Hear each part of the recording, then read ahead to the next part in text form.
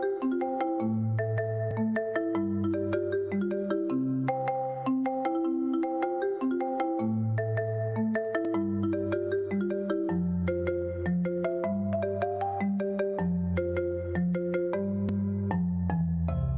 and Valley Med Care Center, located on Grenville Street, St. George's, has a highly professional team that gives excellent service in massage therapy, physiotherapy, speech therapy, medical consultation, and more.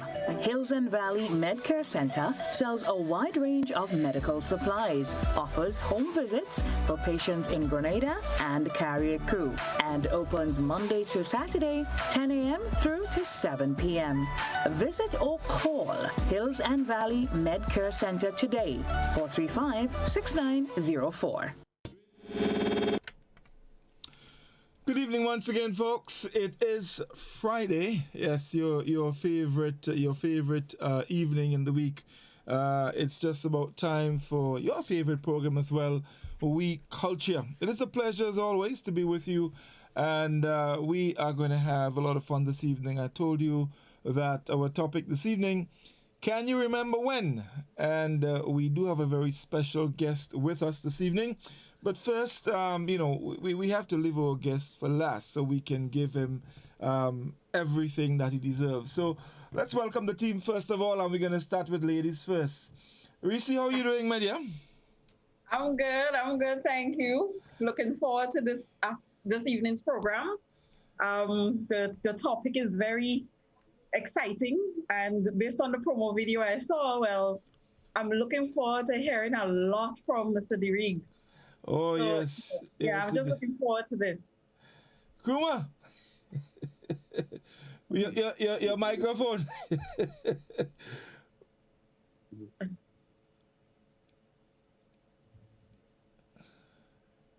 All right, we're working now. Yeah. We're going.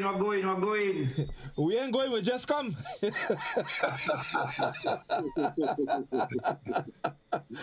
Yes. Well, Godfrey, let me join you, Reese boy, and saying I've been hearing about this man a long time.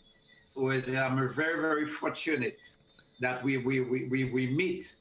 Hopefully the next time it will be in person, but Mr. DeRiggs, welcome to this program, and I know you have a lot. I've been following and listening to a lot of what you wrote. So I think tonight will be a very exciting night and a treat to the general public. So here we are at it again. Definitely. Listen, you see, Scholar Bad, shut out.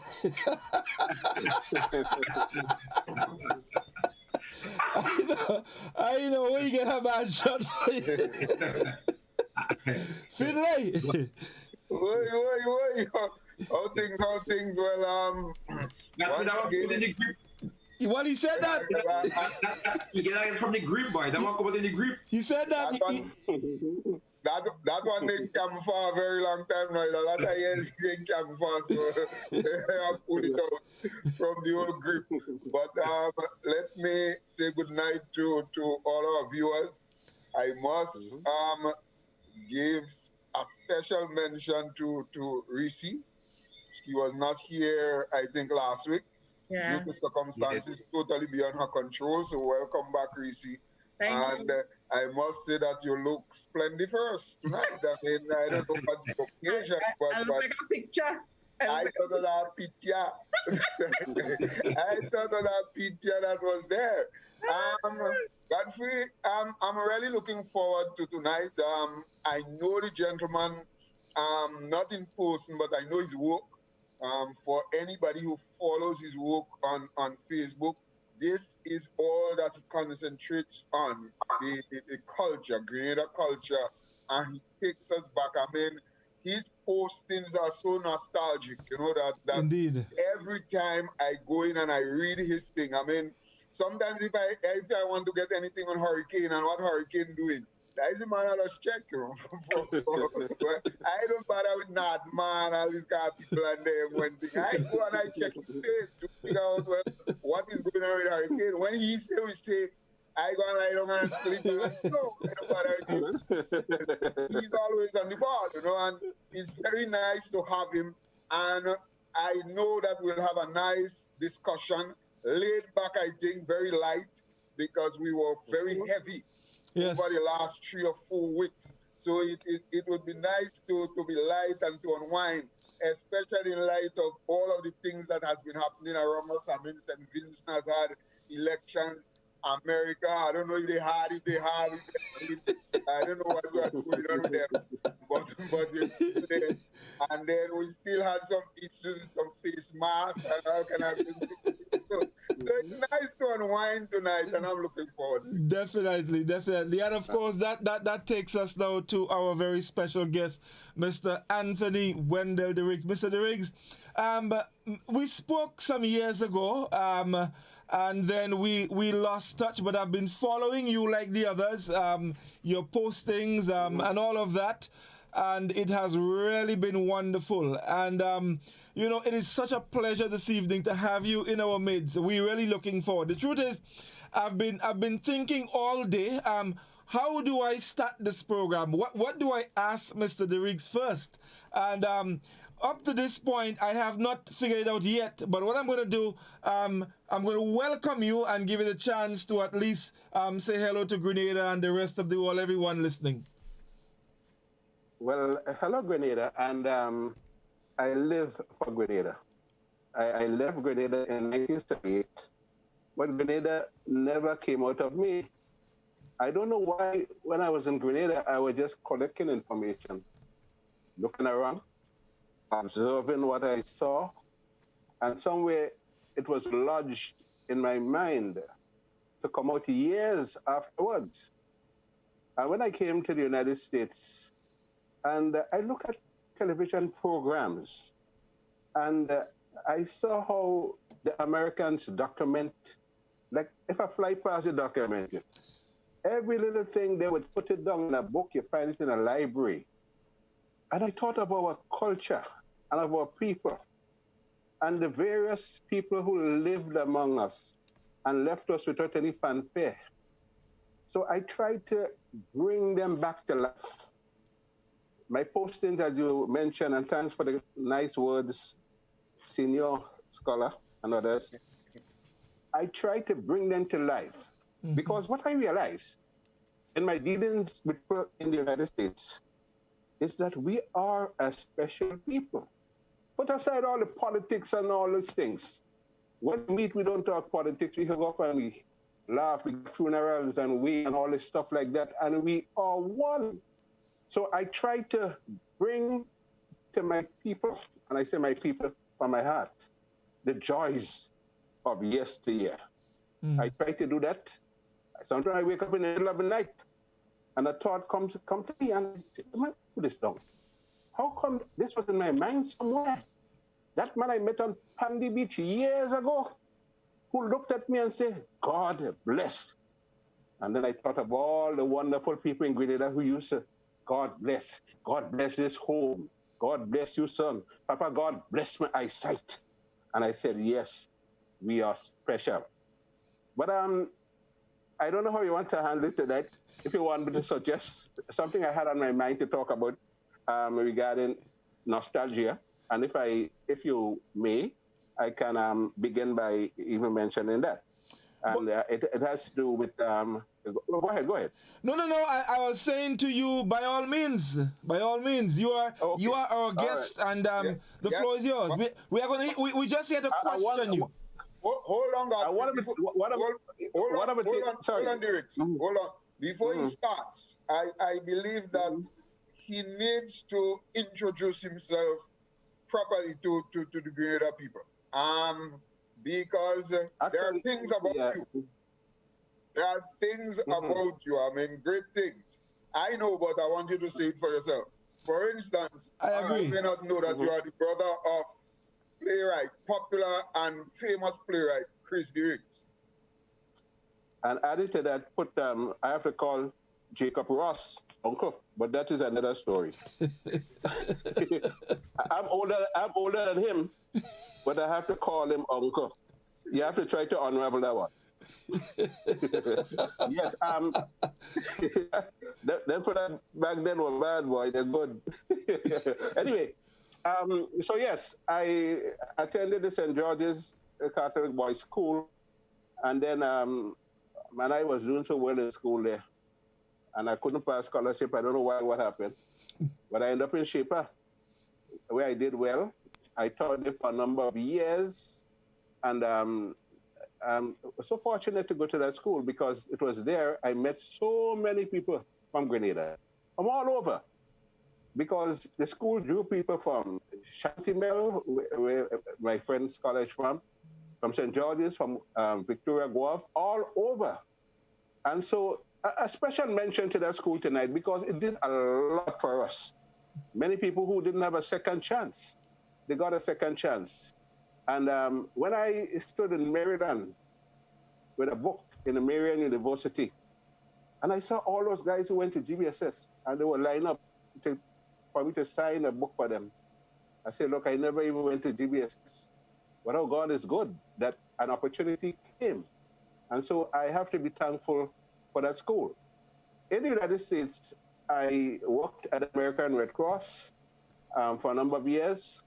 In 2017, I decided, well, look, that's because I got sick, had a heart problem, still taking some medication for that. So I said, look, you know, life is short. Let me retire. Let me try to enjoy life. And so in the meantime, I have been going around to different venues and highlighting our culture. Of specific mention, in 2016, I brought together a number of Grenadian writers, poets, and I wanted to do it for my mother because she was so kind to so many people. And so I spent the money, and I said, nobody charging anything, food free, because she loved to give away food. And so I brought all these writers together, Clyde Vivek, Herman Hall, John Crow was the MC. And just to cut it short, I have been doing a lot to highlight our culture. You know, I was in Grenada last year, and when I went by the bridge in Victoria, and I saw the monument for Petronella Ferguson, I felt so good. I felt so good because going back to yesteryear, so many people have done so much, but it is up to us to talk about them. Just as the Americans and the Chinese and everybody do, we as Grenadians, we are special, and we must big up our people, as the Jamaicans would say. And so I'm in the business of doing that. We do it in various forms. I do poetry, I do storytelling, and of course, my major is the storytelling part. And this is what we're going to do tonight. We want to go back. So let's see where we can go. oh, definitely, because there is so much. You know, today myself and Scholar was chatting a little bit, and we were thinking about a couple of people. In fact, you know, Livingston, I asked him if he knew who Mr. Vaughn was, and he told me no. Well, Livingston, I hope you remember who Mr. Vaughn was with the tannery. Well, tell us about him. No. One thing I want to say, you know, our memory is not perfect. So some of us may say things, and I write from my experiences most. And mostly, a lot of things I experienced in St. George's, but I have had a lot to do going around the country past and so on. But there are people out there, and I'm sure they would call in, and if they can, like, emphasize or put a little more beef on what we say, or even tell us, you know, it was not so. That's all good, you know. Definitely. So go ahead and let's say. Listen, I was asking about Mr. Vaughn, and I don't know if people knew that we used to make leather in Grenada, and Mr. Vaughn was the man who used to make leather. Listen, your microphone is off.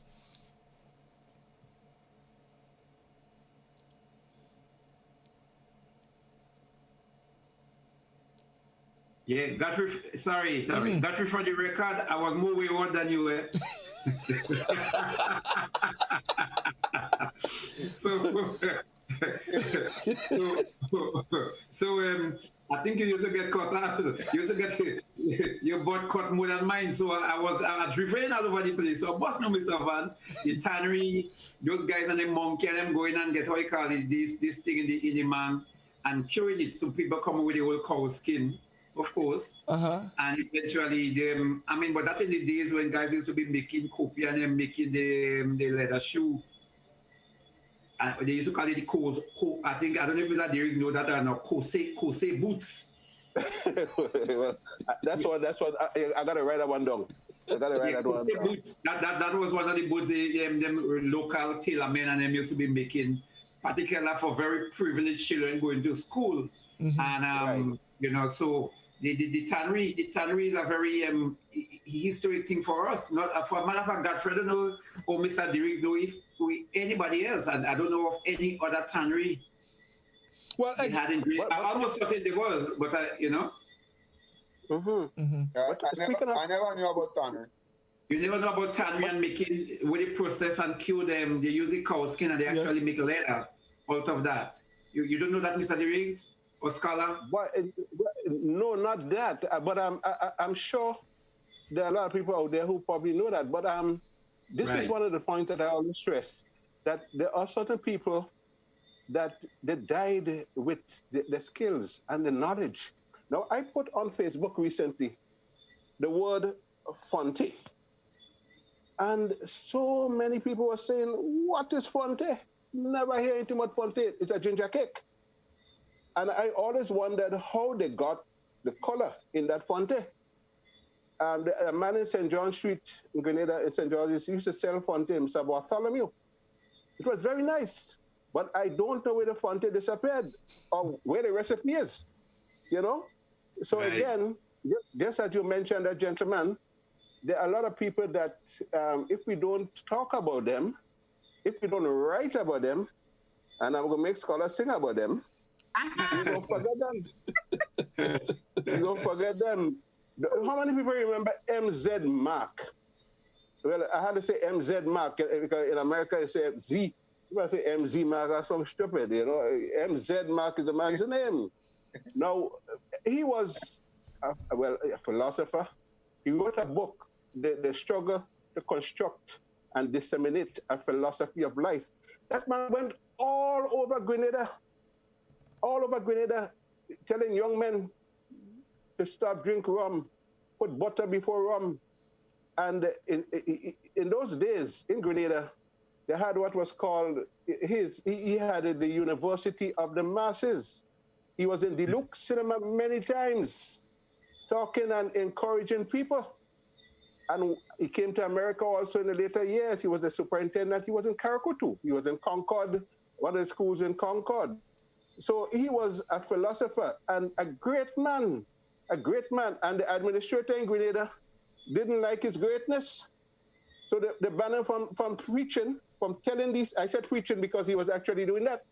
Yeah. Encouraging young men. He was telling the young men, he said, my father at the age of 90 is planting yams in St. David's, and you guys hanging out on a bridge doing nothing. So he was doing good things. And it's people like that we must remember, because these are what you call real role models. Mr. MZ Mark. He had a son called Sonny Mark, who built bridges in New York, helped some of the bridges in New York, an engineer. And again, Sonny Mark and MZ Mark, they were from Mama Can, and I don't know how many people in Mama Can remember him.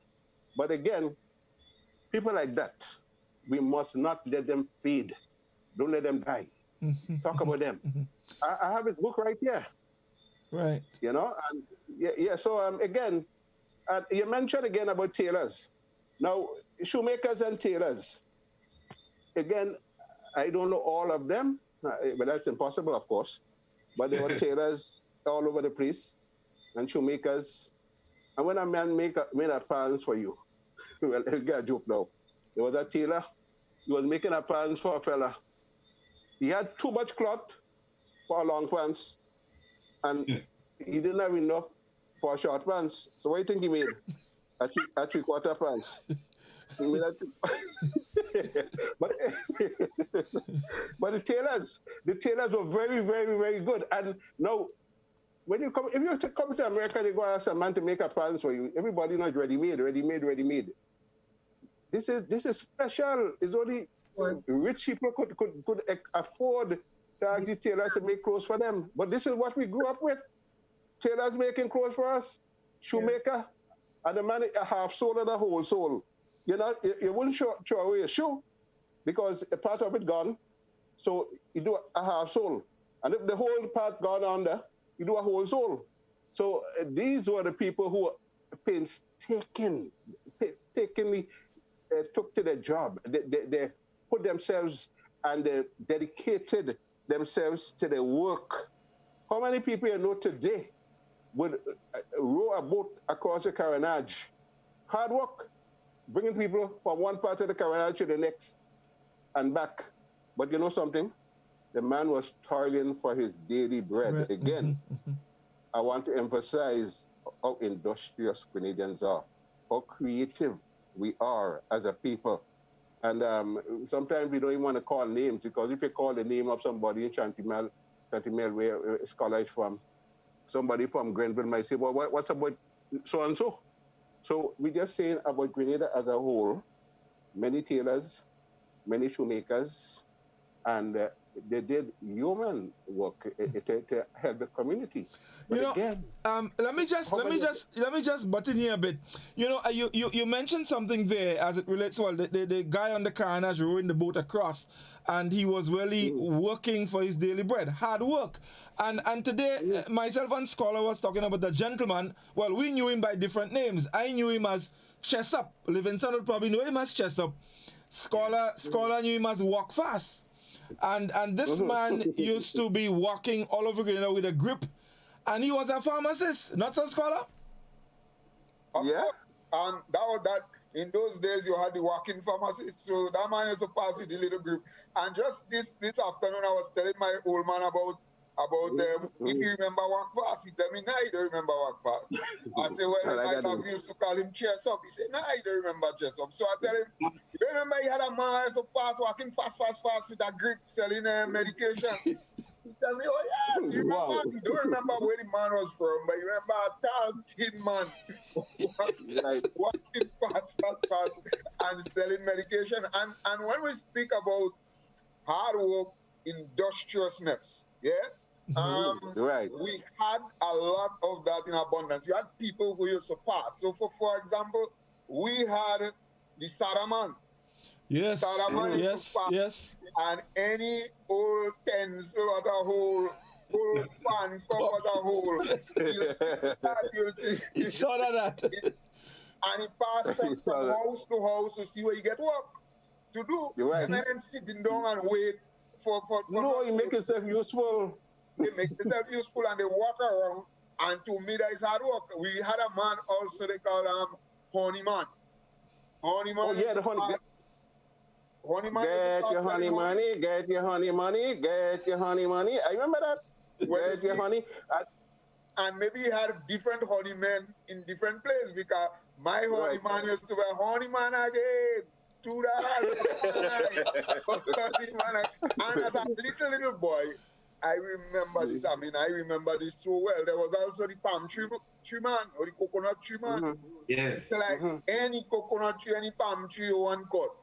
That man cutting them thing for you, climbing up and cutting it piece by piece. Right. But Livingston, you remember what he used to say when he about to cut off that piece from the tree? He used to say something. I don't remember that one, but I remember he cut a coconut tree for us one time.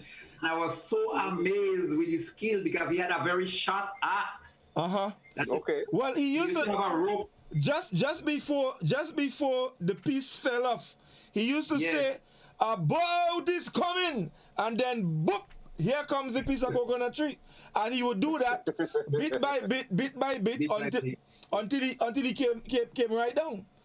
And it was amazing. I mean, when I recall, whenever he was cutting trees in the area, we used to go around just to hear him say that, because that was, I mean, something really, really, really interesting. And it was exciting, very exciting. What about the milkman? Very exciting. The milkman will put a bottle of milk, cow milk, in front of your door. If you're not there, you leave it in front of your door, and when you come home, you get it. Well, I don't know if it's advisable in any part of the world today to do that. you know. Reese, what can you remember? I am sitting here and I'm listening to all these stories. I remember things like that person that used to walk around selling the bamboo brooms, the bamboo and the fiber broom. Yes. Right. That I am remembering. And with the baskets. I don't know if this is like way back, but That is still going on, Risi. That is still going on. It's still going on, yeah. Yes. yeah, well, even the chanting, you know, I mean, the stew man in town, the man that sells the stew, he does a chant that he does. That's very long. Yeah, everything I have. Yes, you know, Immediately I deciphered what he was really saying. You know, it sounded like one long drawn out word when he belched it out, but it's still happening. At least some of them. Right. It's not that everything didn't fade, and it tells a lot. They enjoyed their work. They enjoyed what they were doing. The woman with the flying fish on top of her head. Get your flyers, buyers. Get your flyers. She made it into a song, a chant, you know, to attract people. Well, now the conch shell is still there. People still blowing conch shell. They know that. I was fooled one time that I heard a conch shell blowing. And when I went to say I go to get some lambi or fish or something like that, when I got there, the man selling banana, you know, he changed up the whole.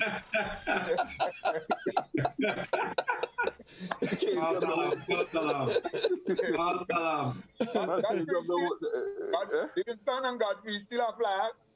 Yeah, man. As a matter of fact, yesterday somebody told me that they ate balahu. Well, balahu, yeah. You remember balahu? We had we had this poem balahu and still cuckoo. You can't go to school after that, you know. you change up the composition of the atmosphere. As you speak about the balahu, the lines, and it looks like clotheslines because it used to be something that had two wooden poles and a line across where you used to have the corn jacks. Oh yeah, and the corn fish and all hang up. You know, I saw my landlady the other day conning fish, and that just brought me back. I didn't even know it was still in such quantities anymore because it's a lot. Yeah. Fish. And I guess it has to do with the glut that we've had on the market with all this fish. That people are conning fish again. Conning jack, fine fish. I saw some in Grenville last year when I was in Grenada.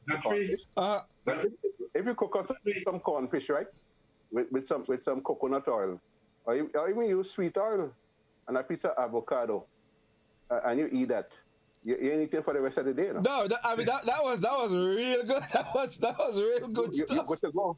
And the dasheen, but I see they selling some dasheen up here. I don't know what kind of dasheen is that, you know, man. This is not a nice, you know what kind of movie dasheen we have in Grenada? When you cut it and it's sticky and nice, you know. I think dasheen up here, they call it dasheen, and I can't get the taste that I was accustomed to. But we had the dasheen, and we still have it in Grenada. It's like a bush yam. You know, the bush yam. Everybody loved the bush yam. Yes. I was trying to figure out how the bush yam got its name, and I don't know how true this is. But someone was saying that when Grenada had Maroons. We all often read about the Maroons of Jamaica, but Grenada had Maroons. The runaway slaves. They called enslaved. I'll be careful, put it politically correct. Enslaved. The Maroon in Grenada, when they were living up in the bush. They planted all these yams and all these things. It's just like in Federal time, planting was one of the featured crop. You know, everybody up there, all Federal and his men, planting kept them up there. You see that in Herman Hall's book. You have a book, Belvedere, Federal Estate, or something like that. So again, the foods that we eat in Grenada, it has its part in history. You know, thinking about food also. Think of the kitchen garden. And the kitchen garden, you don't even have to have land to have a kitchen garden. I remember they used to take these boxes and put these boxes in like a row and get soil and put in the boxes and what they call the short crop, they plant lettuce and all that stuff in there. You know, so we came a long way. Some of the things we don't do too much today. I wouldn't say that it's all gone, but it's good that we can think of it and bring back some of these things. Bring it back. Right. Scholar, you mentioned pan cup. Mr. Derricks, before you go further, I actually got ahead of myself and I almost forgot that we need to take a commercial break. So we must take it now. We're going to come right back. So stay with us, folks. We'll be back. We're back with you in just a moment. All right.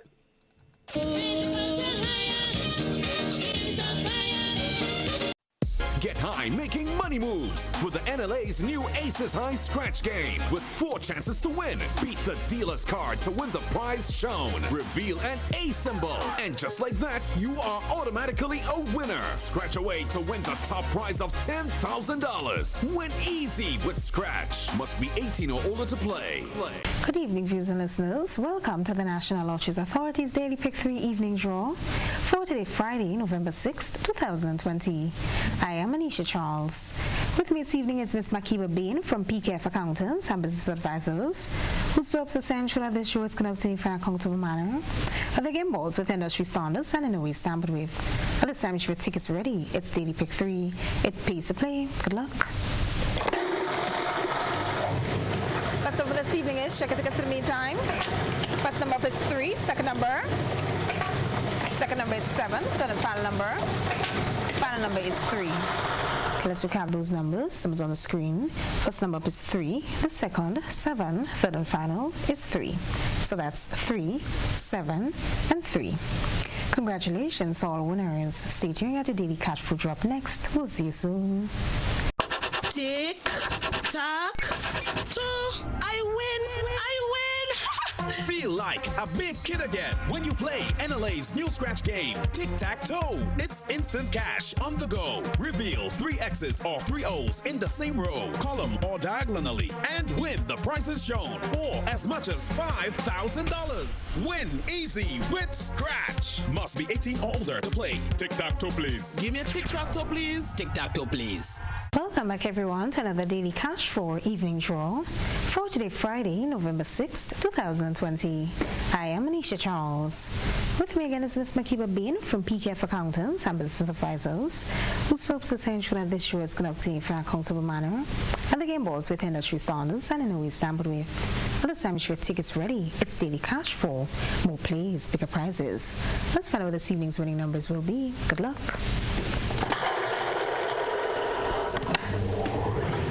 This evening is check your tickets in the meantime.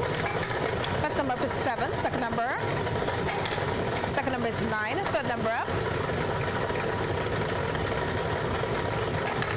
Third number is 8. Fourth and final number. Final number is 4. Okay, let's recap those numbers. It's on the screen. First number is 7. Second, 9. Third, 8. Fourth and final is 4. So that's 7, 9, 8, and 4. Congratulations, all winners. Stay tuned at your play. We drop next. We'll see you soon. Win more with the NLA's Daily Cash 4. Every day with more plays and bigger prizes to be won. It's a 4-digit game with all the bet types you already know and much, much more. From 0000 to 9999. Choose your 4 numbers and place your bet from 11 different bet types. Choose from inline, 4 different mixes, first 3, last 3, and 4 different backup options too. Best of all, it starts at just $1, except for backups, which starts at $2. Win as much as $5,000 with a $1 inline bet and as much as $6,200 in a $2 backup bet. Imagine $50,000 for a winning $10 inline bet. There's definitely more to win with the Daily Cash 4. More plays, bigger prizes. Twice per day, Mondays to Saturdays. Must be 18 and over to participate. NLA, making your dreams come true while supporting sports, culture, and nation building. Welcome back, everyone, to another Playway Evening Draw for today, Friday, November 6th, 2020. I am Anisha Charles. With me again is Ms. Makiba Bean from PKF Accountants and Business Advisors, whose purpose is to ensure that this show is conducted in a fair, accountable manner, and the game balls with industry standards and in a way stamped with. Let's play where you value your dreams, win your way. Good luck. This evening's winning play number is, check it again. Winning play number is 13. Let's recap the number 1313. 13 represents dream symbol blackbird. Congratulations all the winners of this evening's play draw. Tune in later on for the lotto draw. This evening we're playing for a jackpot of $42,000. We'll see you then. I'm a winner. You are winner. We are winners. Winners. It's the big one. Grenada. Imagine winning $25,000 and up to 6 times by scratching just one little ticket. Get your triple cash scratch tickets for a chance to live your best life. Win easy with Scratch. For just $3, match any of your numbers to any of the winning numbers and win the prize shown for that number. Reveal a money back symbol and win the prize instantly. Triple cash scratch in stores now. Must be 18 or older to play. 'Cause I'm a winner. From the moment that I get up, I'm feeling right.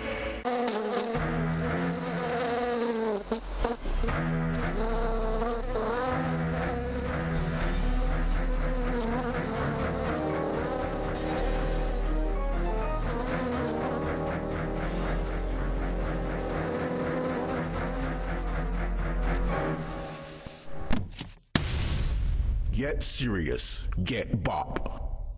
Available at Hubbard's Agency, Kirani James Boulevard, St. George.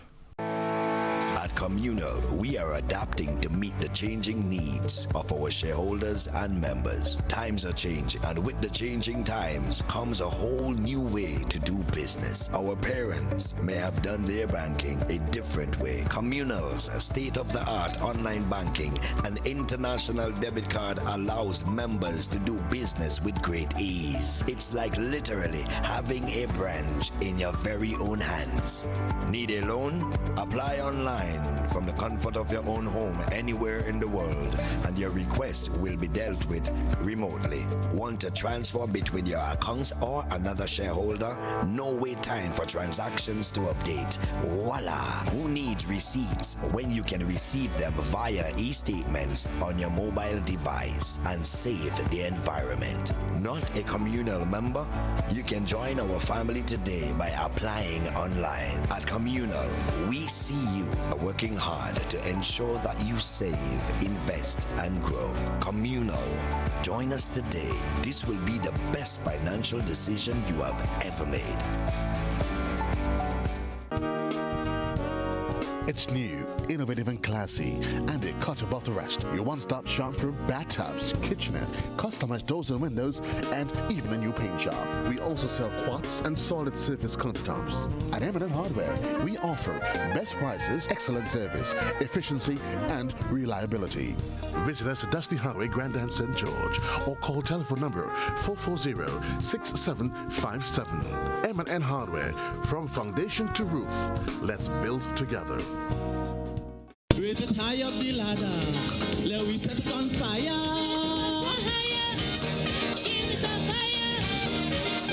A little more calypso. Forget the funk and the disco.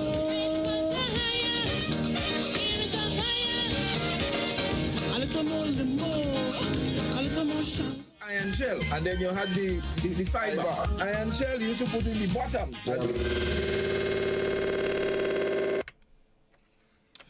Okay, welcome back, folks. It's We Culture. We have Mr. Anthony Wendell DeRiggs with us, and we reminiscing. We're reminiscing. We're going back to some of the beautiful days. Now, we have to go, Mr. DeRiggs. You mentioned that you had a nostalgic piece that we need to hear. But just before we do that, two persons sent me 2 messages. The first one, they said, Chesup scholar was from St. David. And one of the things he used to do as well was to go around and give children names. So he used to name children. That was one of his work. And the other one said the one of the boats that used to take people across the Carnage, there was one with a very unique name. Anthony, you remember that one? Well, there was one polar bear. I remember polar bear. There were so many of them, but I can't remember a whole bunch of them right now. You remember My Sweet Bulbul?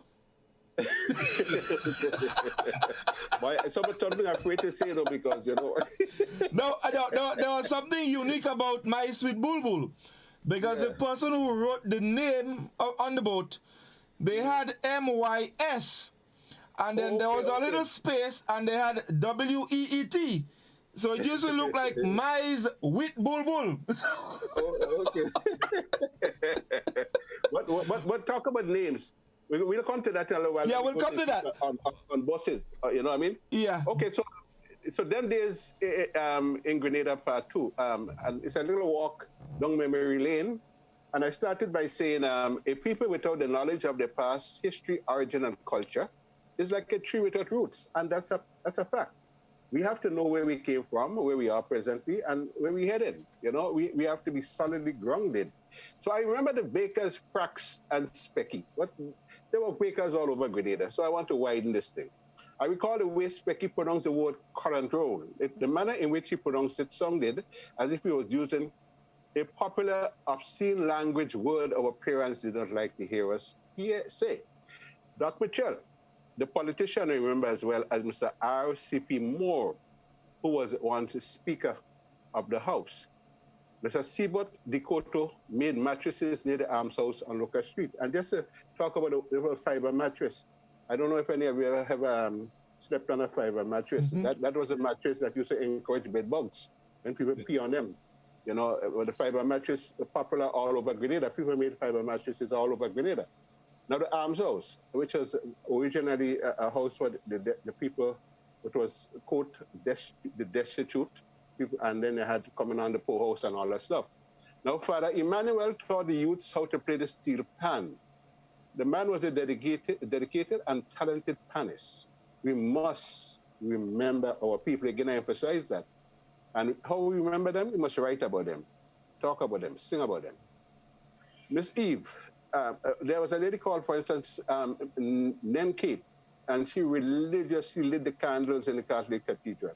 Just as among Mr. Griffith, he used to go and ring the bell in the church. In the afternoon, he go ring the bell in the church. But Nen Kate religiously lit candles, and she was there every day. In fact, they call her a church mouse. Miss Eve sold a sweetie near Mother Rose School. Remember? Not sweetie. Not sweetie, many people forget. It was a sweetie, a candy, of course, with a nut embedded in it within.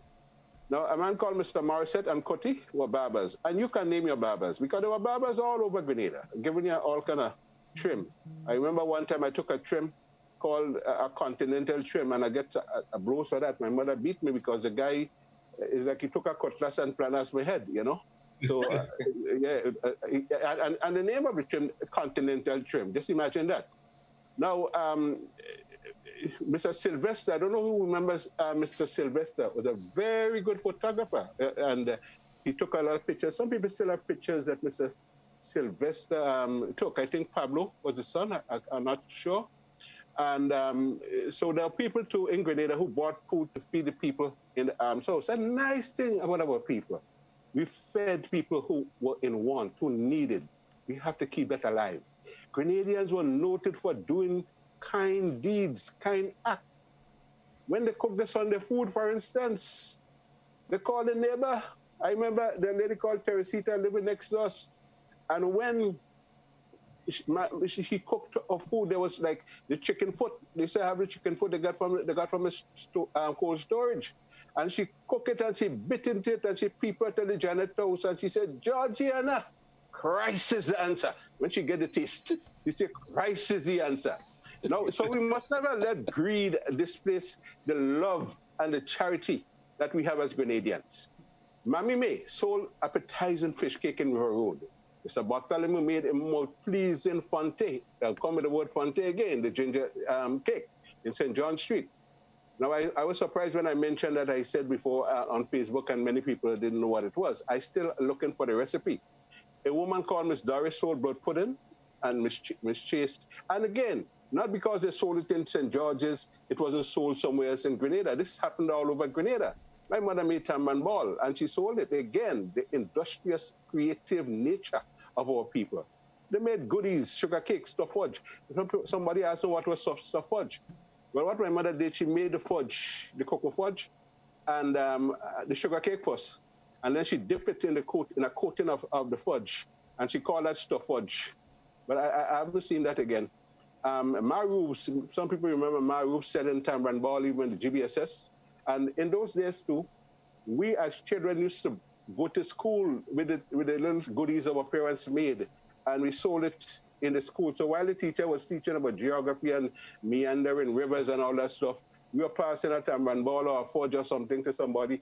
But that little money we brought home in the afternoon for our mother, our parents, and they were happy for it. Now, there's a lady called Miss Gotti who had a kind of sweetie, and I don't know if I could use that word here. Yes, and the name she called it. She made it on a carnage. Then the lady also, Miss Dina, she made that type of sweetie, a hard sweetie, a nut. When it's like a nut. When you can't finish it. I spoke about old man rowing his oaring boat across the carnage. We got an oaring boat to earn his daily bread. A guy called Preacher Man collected stamps to sell to the tourists. Boys were flogged for bombing tourists. Or that's bombing tourists is begging the tourists, actually. They were flogged for, no parent loved to see the child go. They were swimming out from Melville Street, way out by the tourist boat, and dive in, actually for the money that the tourists were throwing into the water, you know? Now, in terms of music, we can recall Broco, the music man from Birch Grove. Lord Melody and Papitet sang calypsos. Where are the calypsos, though? Where is Papitet? I imagine when the radio station was bombed, a lot of the music disappeared. Some of the calypsos, the old ones, because fellas used to just go and record on that. I heard, I don't know. Probably Scholar might be able to emphasize on that. Well, I remember the Mighty Dictator singing Bright Out of Darkness. All the steel bands, Angel Harps, Comancheros, and so on, the Masked Men, Brim, Patterson. Grenadians were very, very creative, and they did not have to send to Trinidad to get costumes. They were good at wire bending. How many of us have seen a mass coming down Market Hill? Sailors ashore, fancy sailors, Zulu warriors. They were very creative. Yes, good at wire bending. But I'm talking about time when we didn't have to have our newspapers printed in Trinidad. The Torchlight and the West Indian. I recall Fatty Derek Clouden and Beak, the Biwi Ballet, the dancers, and of course we know Anti-Tech and all that stuff. A fellow named Goat and one called Malot, I remember, were very good limbo dancers. Leon Gruby, Mafu, fixtures on the carnage. Now, there's so much to remember. Now, the shopkeepers. I just want to say a little about shopkeepers. There's something called trust. Trust. You trust somebody, the goods, and they didn't have the money to pay at the moment. Some of them would put it down in a ledger book. They go to Brighton and Minor somewhere and buy a book, and they put a name down on what you trusted. But the shopkeepers were very smart because they know who were able to pay, and they know when month ended and all stuff like that, who would have the money. But they did trust people, and it was a nice thing to say about shopkeepers. So think of all the shopkeepers in Grenada. Mr. Rush, Mr. Jones, I remember, a shopkeeper. They were noted for trusting that habit of letting them have the goods. I can think of John de Riggs, who fought in the Second World War, and he came back with the West Indian Regiment, and he came back and he opened a little shop, and he was trusting everybody, the shop boss. Mr. Sandyford was a magnificent painter. You know Mr. Sandyford, Gerald Sandyford?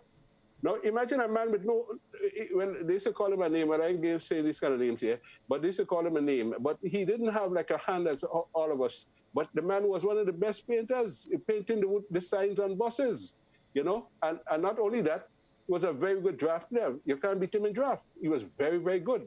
So again, people who seemingly disadvantaged as far as physical attributes, they were able to do things. Now today we have men with good hands like men, but think of him. I recall a man called Tony selling bread and salami. Sitting in, and people sat in Empire and we got cinema eating the bread and salami while the movies, like the good, the bad, and the ugly, were in progress. The bread and salami, bread and pig snout, all this stuff like that was popular back in the time in Grenada. I recall people in Grenada making a fish pot. Now you say you don't have nothing to do, you make a fish pot, put it out there. Somebody might get it before you, but the chances that you'll get some fish to put on the table. All right. Then the shops again, the George Freitas shop opposite the Batter. So Miss Romaine, I don't know how many remember Miss Romaine's shop. She had a shop on St. John Street. Yeah. And she had, you remember that, right? She had leeches in the shop. Leeches, Grenadians use the leech. When you fall, you get a stone bruise. I don't know many people ask what a stone bruise is, but you fall and you have this bruise spot and so on, come up, the blood settle there. You got a leech and you put it there and the leech will draw out all the old blood and thing that's there. When she used to sell goblet and something called a demijohn, and all this stuff she sold in the shop. So the leeches, of course, are important to the medicine. Mr. Williams, Mr. Comansin, and one cannot underestimate the vital role played by people of Indian descent in energizing the economic fabric of Grenada, because they did wonderful. You think of the Bola and the Ramdani and all these people like that. We have to include them for the wonderful things that they did. Mr. Norbert Nayak, the biggest state that we had, and so we have to remember them. The stores, the Vienna store, and the Syrians who came to Grenada and opened Abu. And I remember the commercial on the radio, Jeffrey, and saying, Abu for shoe, Abu for shoe, Abu for shoe. Yes, Abu for shoe. And then Frenchy store, Hollywood Fashion House, Ivanhoe, Charles of Grenada was stores. And then we must include the people who sold in the market again, the people selling in the market, finding time to sell not only provision, but ice cream. There was a woman who sold a nice roti. A guy called Balgobin. He had a nice roti also back in time. Rudolph on the Wharf that burned the fire and hit it, And the nutmeg, of course, nobody could be the chicken snack there. Later on, when you have Pebbles. But before that, you had the Franco and Nix, the ice cream. And many people remember Franco and they remember Nix. Pebbles came later. Mr. Maitland had a place near the tunnel that he sold ice cream cone. Now, when we could not afford the ice cream, because in them days, if you have 10 cents in your pocket, you have a lot of money, You're good. But sometimes, if you can't afford the ice cream, you get a cone and you call that George. Another of our Grenadians saying, you call that George. You remember you call that George? Yes. And you remember a saying called George Otway? The George Otway, right? Just a quick bath. In some parts of Sotes and so on, they would say a Brigo. Not a Brigo, sorry, a Western. I'm mixing up things here. A Western. Yeah, you take a Western, Yes. So, so just to wrap it up here, because it's a long thing. So remember the stores and the shopkeepers and all these people, and the headmasters. We can't forget all the headmasters. Mr. Duncan and Sotes, Leonard Philip, Eli Peters. And in them days, you had to walk on a road. The road was called straight and narrow. Any deviation, man, it was blows. Well, people today will say that was child abuse, I don't know. But a lot of people used to get real licks in school. I remember a guy called Woods. His last name was Woods. And he was indeed a piece of wood because he took 6 of the hottest strokes. The guy didn't bulge. He didn't even move, Now, I remember also when the big yellow school buses came to Grenada, and everybody was saying, boy, we're mad. All these big things go running Grenada, these big buses, but you have to give credit to people like Masters, Raymond, a guy called Raymond. Raymond Midland? Raymond Midland, yes. Yeah. Well, he mastered the bus. And Olgo. Mastered the bus, yeah. No, I'll leave the piece about the one more if I have a little time to talk a little about the one more later on. All right. Yeah, we're gonna come to that because we need to take our final commercial break, and then when we come back, I want to, because I listened to you carefully, and I want us now to make some comparison with some of the similar things in the outer parishes, because as you spoke, I can actually think about somebody in the outer parish who actually was doing the same thing. So we're gonna. This is what I'm saying. Yes, this is what I'm saying. Yeah, right. Okay. We're gonna take that break, and we're gonna come right back. Stay with us, folks. Don't go away.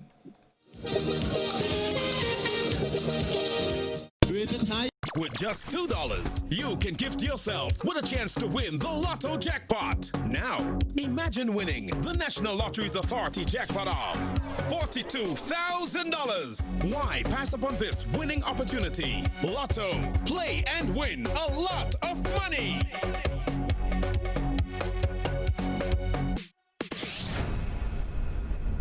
A pleasant evening to everyone. Welcome to the National Lotteries Authority's Lotto Draw number 3136 for today, Friday, November 6th, 2020. I am Anisha Charles. With me this evening is Ms. Makiba Bean from PKF Accountants and Business Advisors, whose purpose is to ensure that this show is conducted in an accountable manner and the game balls with industry standards and in a way tampered with. At this time, your tickets at hand because we're about to play for a jackpot of $42,000. But first, your free ticket letter. Good luck. This evening's free ticket letter is, check your tickets in the meantime. Your free ticket letter for this evening is D, as in dice. Let's proceed for 5 winning numbers. Good luck. First up this evening is, check your tickets. First number is 9, second number. Second number is 2, third number. Third number is 19, followed by 21, fifth and final number. Final number is 14. Let's recount those numbers. Check your tickets. First number up is 9, the second 2, third 19, followed by 21, fifth and final is 14. So that's 099 022 1919 21 21 and 1414. So that's 9 2 19 21 and 14. Your free ticket letter for this evening is D, as in dice. Congratulations to all the winners of this evening's Lotto draw. Lotto, play and win a lot. We really play all the games of the National Lotteries Authority, support sports, culture and nation building. Thanks for joining us. Have a fantastic weekend. Tick, tock, toe. I win. Feel like a big kid again when you play NLA's new scratch game, Tic-Tac-Toe. It's instant cash on the go. Reveal 3 X's or 3 O's in the same row, column or diagonally, and win the prizes shown, or as much as $5,000. Win easy with Scratch. Must be 18 or older to play. Tic-Tac-Toe, please. Give me a tic-tac-toe, please. Tic-Tac-Toe, please. Offyo.com. Sale. All the outlets, hotspot outlets. You're going to go to the Carnage, the Grenville, or the Sutter's hotspot, and you get sales and deals on all items. You can get these on potato, you can get these on saltfish, onion, garlic, mackerel, toilet paper, and we even have the currants and the raisin at $10 per pound. Lowest price island-wide. So people just come down or go up or go across, but just make sure and go to hotspots.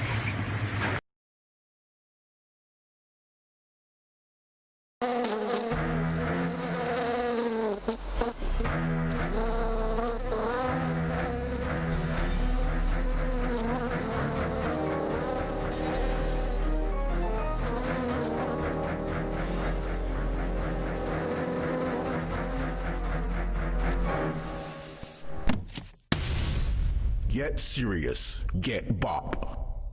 Available at Hubbard's Agency, Kirani James Boulevard, St. George.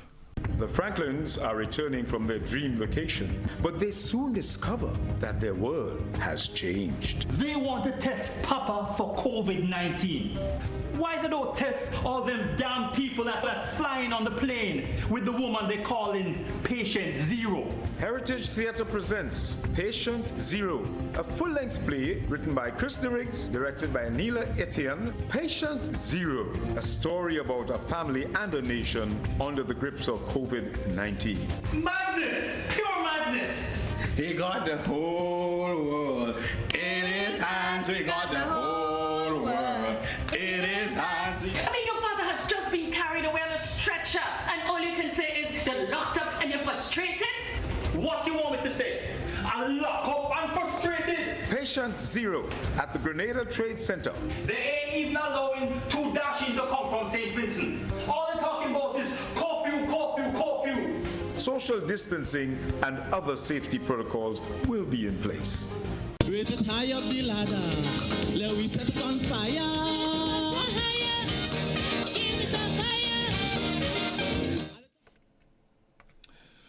Welcome back, folks. And so our telephone line is open now. We're gonna take some calls. Also, we're gonna chat a little bit about some of the things that Mr. Riggs mentioned from outer parish perspective. But before before we go to that, let's take our first caller and see who is with us. We Culture. Good evening. Hello. Hello. Yes. Good evening. Godfrey. Yes. Go ahead, please. Take 2 minutes quickly. Hello, Godfrey. Yes, I'm hearing you. Go ahead. Okay. Good evening, and good evening to your guest with you. Godfrey, during the course of the conversation earlier on, you really did touch a nerve of mine, and that is leather. You mentioned Mr. Bon Budlal. Well, at present, in Grenada, you could say leather dead. Leather manufacturing dead. But I spent 13 years of my life in that industry. And I can tell you, it is highly scientific. Highly scientific. It is sophisticated and it's highly dedicated. You have to be dedicated. Otherwise, in 48 hours, you lose tens of thousands of dollars. So it's something that is very, very intricate. Right, apart from that, now the leather industry hung on the agricultural sector.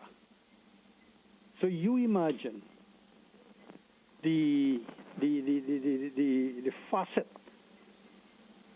of the leather hinge from agriculture, because animal, food, dairy, and then the skin, or what you call hides and skin, is the byproduct of animal rearing. But the quality of the leather, or the quality of the leather, which depends on the hides and skin, depends on the husbandry of the animal. And then from the leather itself, then you go into the finished product, and then the cottage industry. I'm not hearing you, so I'm just going. No, you can't keep going. You have we want to get as much calls as we can. So I'm not hearing you. I'm not hearing you at all. No, I'm saying we trying to get as much calls as we can, so we can't allow you to go on and on. I mean, I know you want to talk, but let's make it short so that other people can. Yes, go ahead quickly. Culture. I am related to Von Budlal, and even later today, in the rural area in Trinidad and Tobago, is 2 of my brothers, and where they come from, Grenada. I born and grow in Blaise. So Homity, Tivoli, right now, a lot of people in Grenada know me as Rings. So I'm in roti. And you know what the flavors of Rings roti are. So what I'm saying is, as Mr. Rees was saying, is the talent and skill of our people, which we cannot bring to the fore and establish it. That is a problem that we have. But I wouldn't go all along. But what I can say is that Grenadian people are talented, they are gifted, they are special. We need to harness those talents and take it to economic levels. That's what we got to do. Thank you very much. Thank you very much, caller. Thanks a lot indeed. Okay, Risi, how are we looking on Facebook? Your microphone.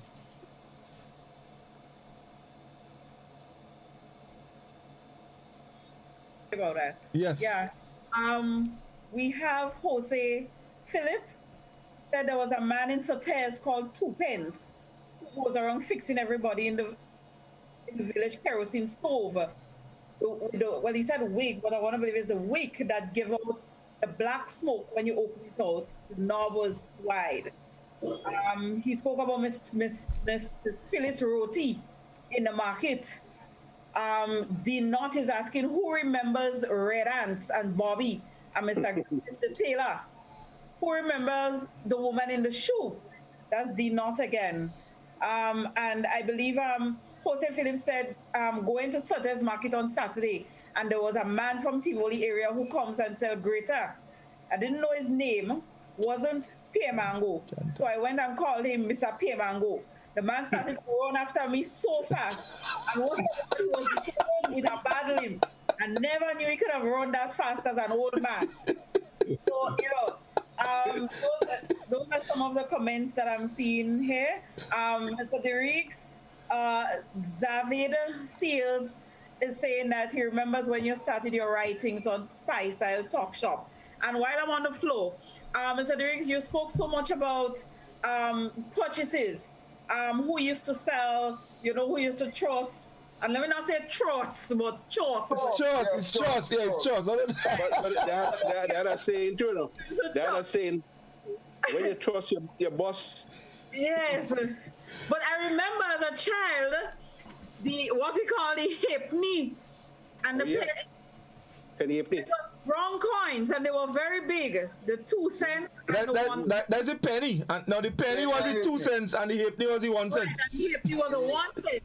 And they used to turn green. You remember they used to turn green? Mm-hmm. And they used to smell really awful. Copper, yes. Yeah. But you could have gone to the shop and buy 5 cents butter and, you know, those sorts of things. Mm-hmm.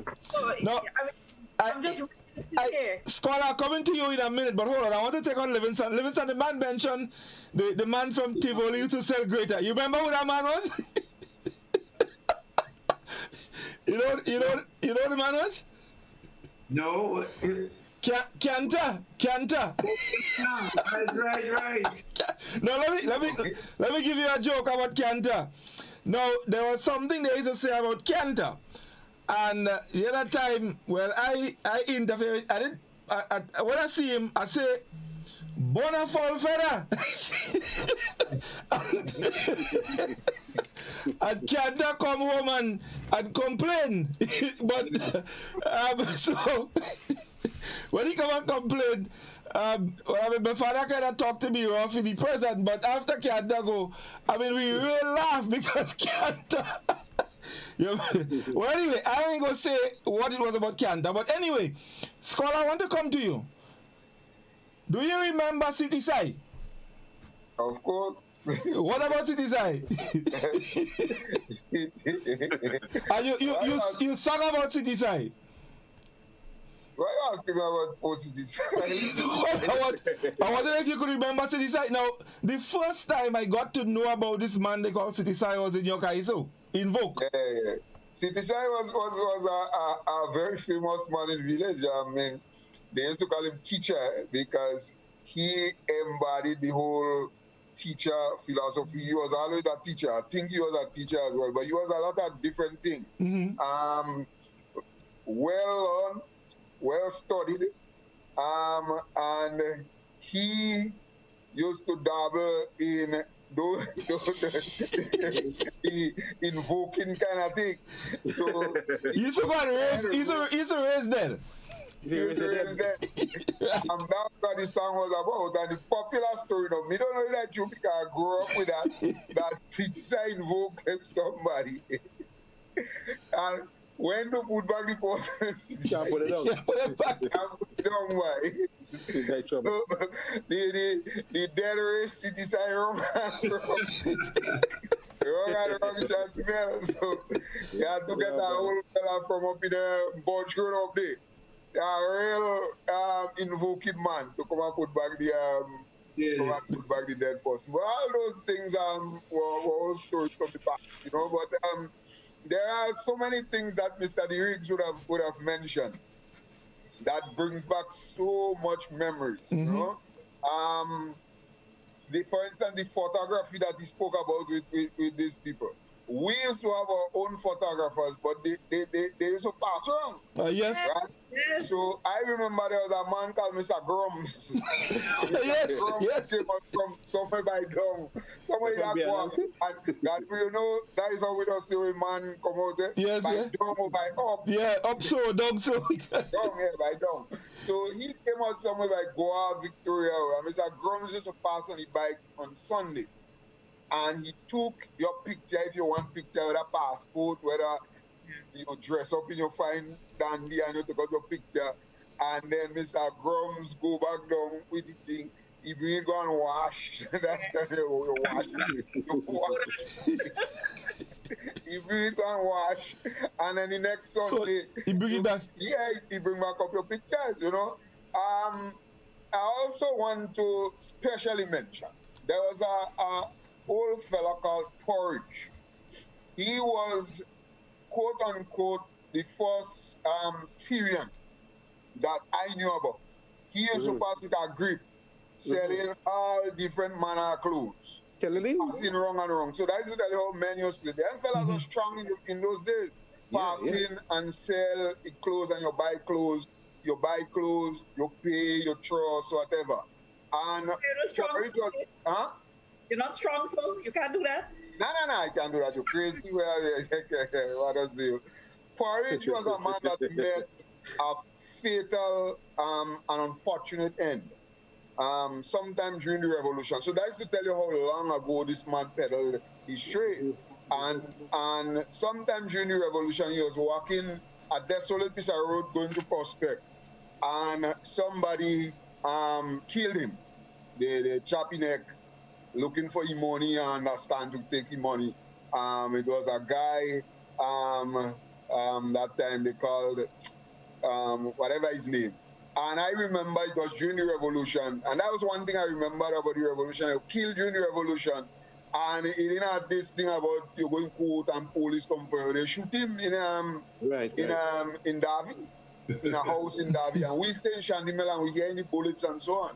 He killed Porridge. And lo and behold, it was said that, I don't know if it's true, that when Lacroix get Porridge body, the money was hidden in Porridge underpants. Oh shit. The man never get the money. But that, I remember that quite well. So there are so many nostalgic things, you know. And Rishi spoke just now about the shopkeepers, and you're getting your ounce of butter and your 2 ounces of saltfish and your butter in a piece of paper. They put it on the rest of butter on a paper, put it on a scale, and so on. Now you don't have nothing for poor man anymore. Everything is black tub of butter. You have to buy a big piece of saltfish in a plastic thing. Pre-packaged. You could buy any among that you wanted. But Livingston, as Scholar mentioned Porridge, you must remember Pala. Pala was the famous comedian. But Godfrey, before coming to Pala, I was surprised that they say that Chesup is from St. David. Because Chesup is, I always thought Chesup was from up maybe St. Patrick's side, I don't know. You're from St. David? From St. David? Yeah. So you thought he was from St. Patrick?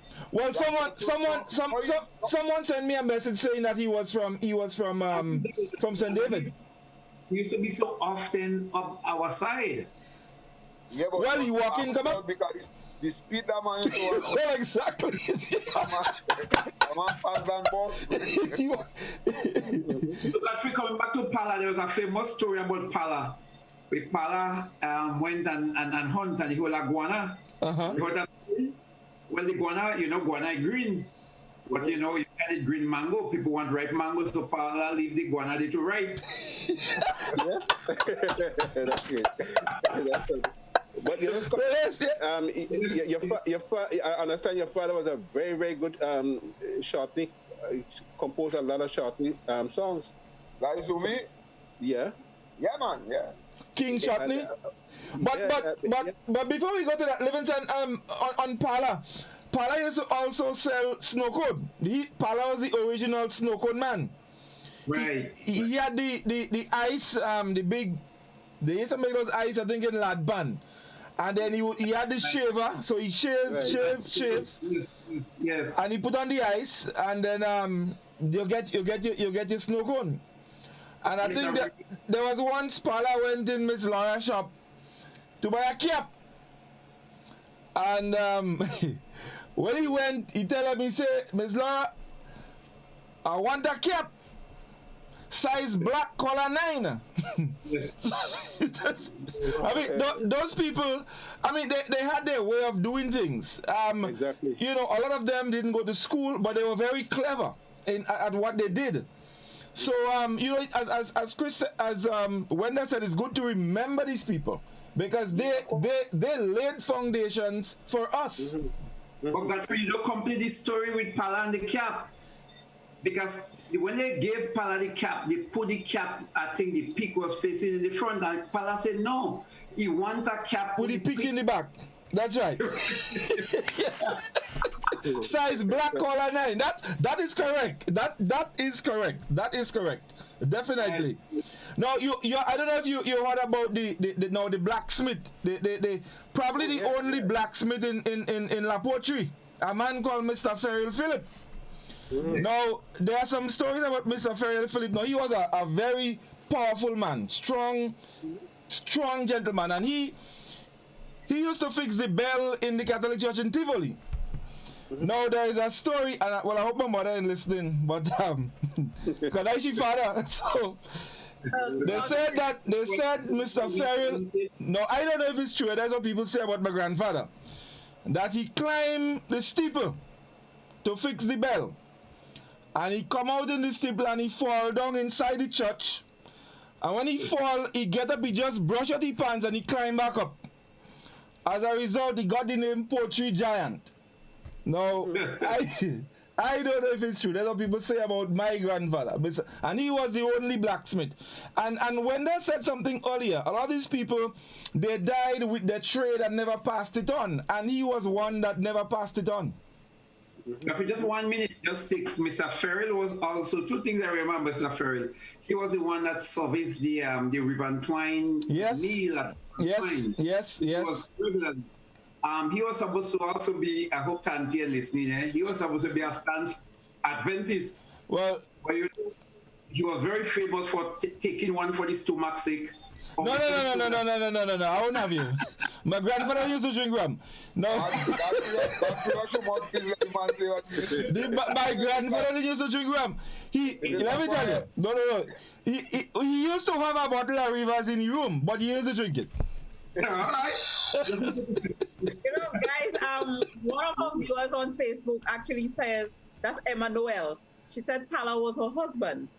He was a snowcoat man. So, you know. Okay. Family right here on, in the chat. They her husband? Yeah, Pala was her husband, Emma Noel. That's her name. No, Emma don't mean that, huh?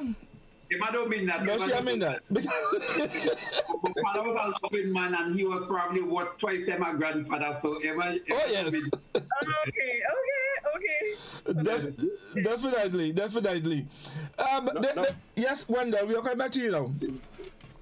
Go ahead. Let's come into three drinks. L.G. Williams, Horace Williams' father.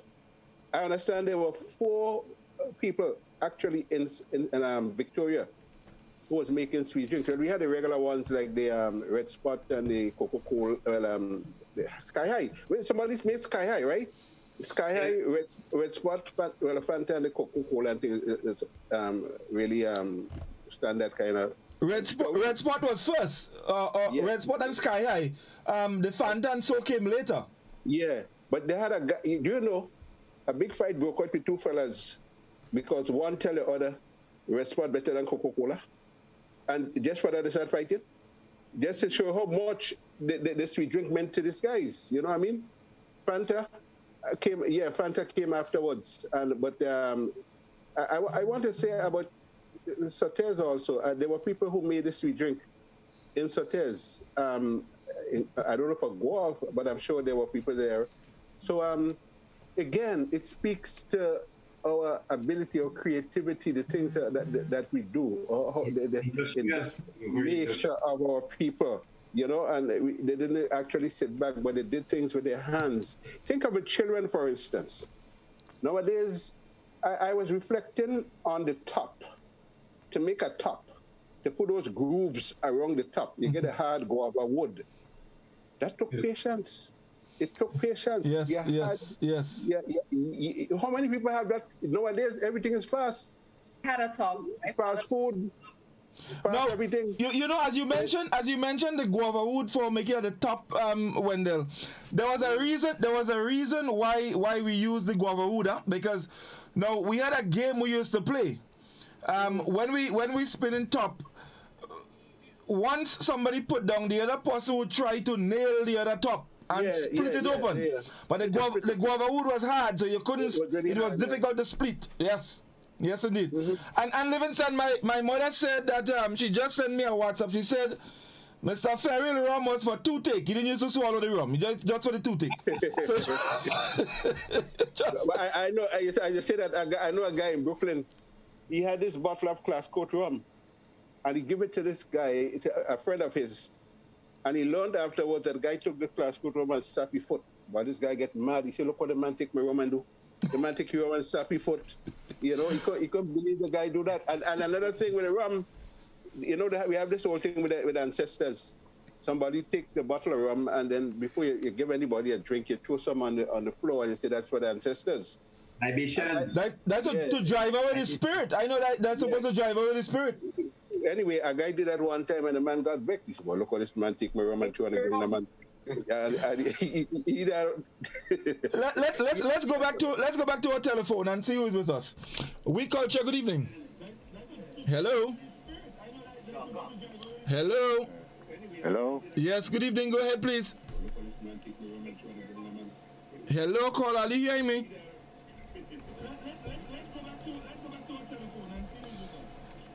Okay, caller, you need to listen to us on your telephone, not on the radio. Hello? Yes, we're hearing you. Go ahead. Hello. Nobody? Yes, we're hearing you, caller. Hello? All right. Now, folks, when you're calling, you need to listen to us on your telephone.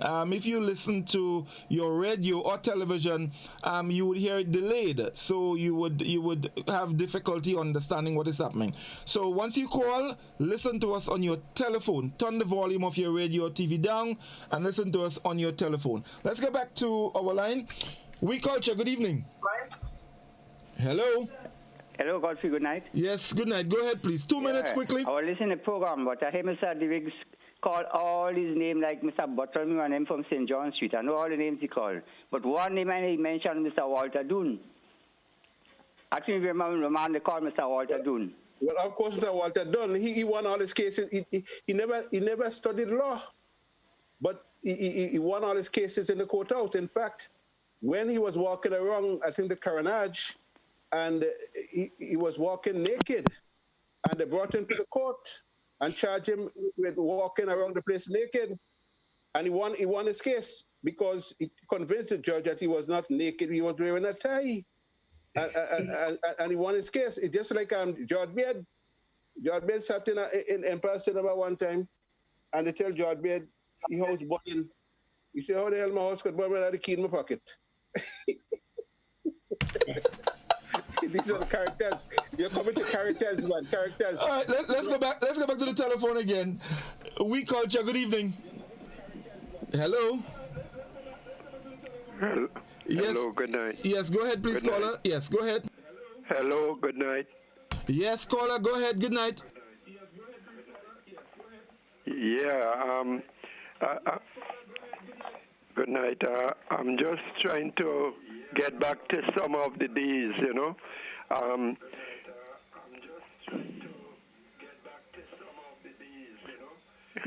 Caller, you need to you need to listen to me. On the caller. We used to call tie and tube. Hello.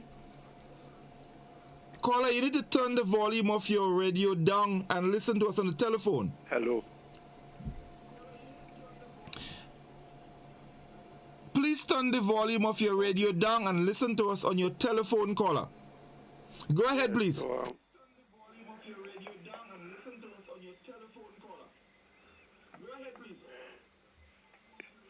Yeah, I was speaking on the days of the bread and fish cake which Mommy May used to be making. We used to call it like Thai and tube, and then specky. We used to say specky. We used to call it like Thai and tube, and then specky. We used to say specky. Stale cake, and Mr. Toussaint bread and cheese.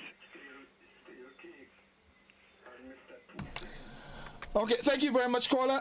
Risi, let's take some comments on Facebook. Your microphone.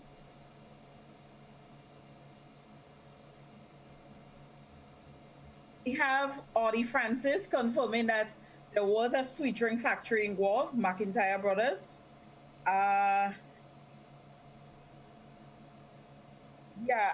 But there's something I wanted to kind of mention about as we were talking about the sweet drink and all that. Sundays was a day when children went for walks. You went to your aunt, your uncle, that kind of thing. And within that whole neighborhood, there used to be a lot of selling of snacks, like the popcorn, the ice cream, the matinee, that kind of thing. I don't know. That happened for us in Guelph. I don't know if it happened elsewhere, but Sunday was that day for the selling of these snacks and that sort of thing. I remember Miss Biggs sell popcorn. Mm-hmm. And that's in Guelph. Yeah, that was in Guelph. I mean, it was a day when you got dressed up, you put on what you call your going out clothes, and you went walking with your family. Your very best. You would go by grand. Yes. Grand rags. It was early because by the time dusk, you were back home. You know, so those are some pastimes that don't happen anymore. I don't see that happening anymore. We drive to go wherever we have to go. We go whenever. It is no longer like a Sunday thing. You see how they used to get Cracker Jack, girl? Cracker Jack, yeah, man. Cracker Jack. Yes, I remember that. Yes. I don't see Cracker Jack. Livingston and we green and red and. You know, there was a soft drink. This man they call Head Jacks, I think was his name. Well, there's a story about Mr. Head Jack, you know. I go tell all you just now. He used to have soft drink or sweet drinks. Somewhere by, I don't know, by close to Van Boodler place there. Yes. There before what time. And Mr. Derek was mentioning about this guy character that walked naked and actually won his case. But we had a famous guy here. He's a bush lawyer, Garden.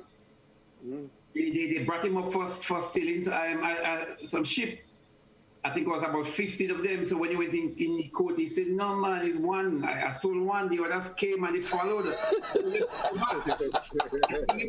But everything came. So he had to pay for only one sheep. The rest came on their own. Yeah. that is just like the guy who found a chain. He was accused of stealing a cow. The man said that chain I pick up on the road, and when I look back, is a cow behind him. Livingston scholar had asked about the Cracker Jack. You remember Ninja Sweetie and Miss Manny and the and she sugar cake and chip and Miss Divina Blocks. Right. Well, one of the things actually when we are looking at All Saints and All Souls, I was trying to say, well, you know, that there's a kind of commercialization taking place now. But Mr. Bowler told me, no, Miss Jane used to sell peppermint. They used to call it the peppermint sweet. Yes. During All Saints night. So I think since that time there was some commercialization or this sale taking place at the cemetery. So Miss Jane had this nice, slim colored green and red and all kind of color peppermint sweets that she sold. I mean, for children at partly in school. So that was a real treat for us. Yeah, it was. There was a little story about a good friend of ours in Tivoli, Livingston, when we used to go in Tivoli school and Miss Divina Blocks. Now, lunchtime, when Miss Divina come and sell blocks, the long line for the blocks. And, well, when the bell ring, it's time for class. So we had a long line, and this good partner of ours, he lives just in Conference only, He bought a blocks. Well, by the time he get to the blocks, the bell ring. And he had to, he tried to finish the blocks quick. He pushed the whole blocks in the mouth and the blocks stick in the throat. So, and we had to end up coughing him in the back for the blocks to fly out. So, you know, all those little fancy stories. Livingston, you remember? You don't remember who that partner was, right? No. That one is me. You can't call him in my story. No, we can't call him in the man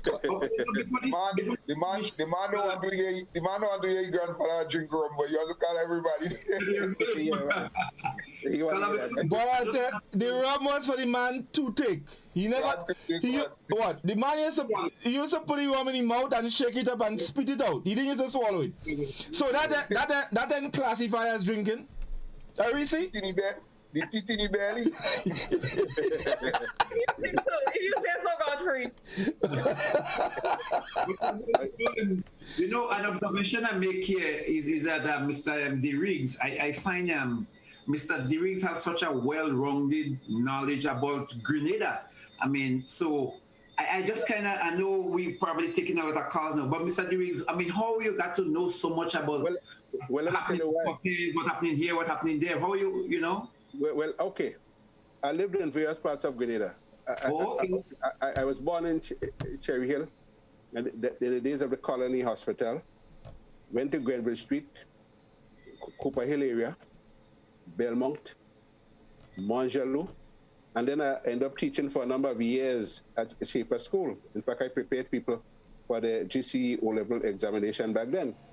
Many of my friends then came from Sotes, like John Duncan, Errol Alexis from Florida, and I stayed up with the guys up there. I used to go and bathe in the river with them, sit down in the night and suck mango or mandarin. Whole night we studying. So I had this kind of tongue and country thing. Now I lived in Montjaloux, and Montjaloux in the outskirts of St. George's, but much of the life there is what you'll find in various parts of Grenada on the outskirts. Now I tell people, when I lived there, my father up there, I spent about a year and a half in Montjaloux. People are surprised when I tell them, I know all about cocoa, how we do it, a little domestic in the household, how we prepare the cocoa, and the sweating of the cocoa, and the lard pan that lard pan of cocoa was so heavy, juking down cocoa. In fact, I have a mark on my foot. When I juke, I climb a breadfruit tree, and I had this cocoa knife, you know, the knife with a little curve at the end. Yeah. And I went up on a branch, and I hooked the cocoa knife on top of the branch. Why? And I touched that branch. The cocoa knife come down and hit my foot. Blood, 14 stitches in the hospital. Thank God, because if it hit me in my head or my neck, I'd be gone. But I had that life in a country part. I used to clean pig pen. That's the worst thing, because when you clean a pig pen, let me tell you something. When you clean a pig pen and you take a spade and you take back that big mess, and you throw it across, you come back at you sometime, you know. You have to duck. So the life I had, it's a cherished life. And that's why I would say I would call myself a true Grenadian, because of the way I've moved around and mingle with my people. And when I go to Grenada and I go to Sotes, and somebody would make a fish cake, boy, a long time you eat fish cake, have a fish cake and a bun, a coconut a job, something like that. A job. Yeah. That is appreciation. It's the same thing of the woman in Belmont who saw me going on by the beach, and she says, "Son, wait, I have something for you." Her name is Miss Lini, her mother, Miss Margaret's mother. She said, "I have something for you." And just go in the house, and she came out with 2 mangoes. She said, "Boy, this fell overnight," and I picked it up and I say, "I have to give you the mango." I met her grandson in New York, and he told me, "Boy, that old woman love you. And when she put your mango there, nobody could touch it." I wrote a little poem about her, you know? And I said, I still see her with a broomstick in the yard. And she said, "Son, I have a mango for you." And she gave me the mango. And up to now, I still feel the love. This is what we know and knew as Grenadian. And this is what I want to see come back. You know, I've seen, I sell books sometimes when I do my books. and I'll go to different places, and the book is $15. And a Grenadian guy would give me $50. I said, boy, why give me all that? The book is $15. He said, no, I appreciate what you're doing. The love. Okay, So let's go back to the telephone quickly. We culture. Good evening. Hello. Yes, good evening, caller. Go ahead, please. Hello. Yes, go ahead. Good evening. Yes, caller, go ahead. We're hearing you. Good evening. Yes, there was a lawyer by the name of Brim St. Louis.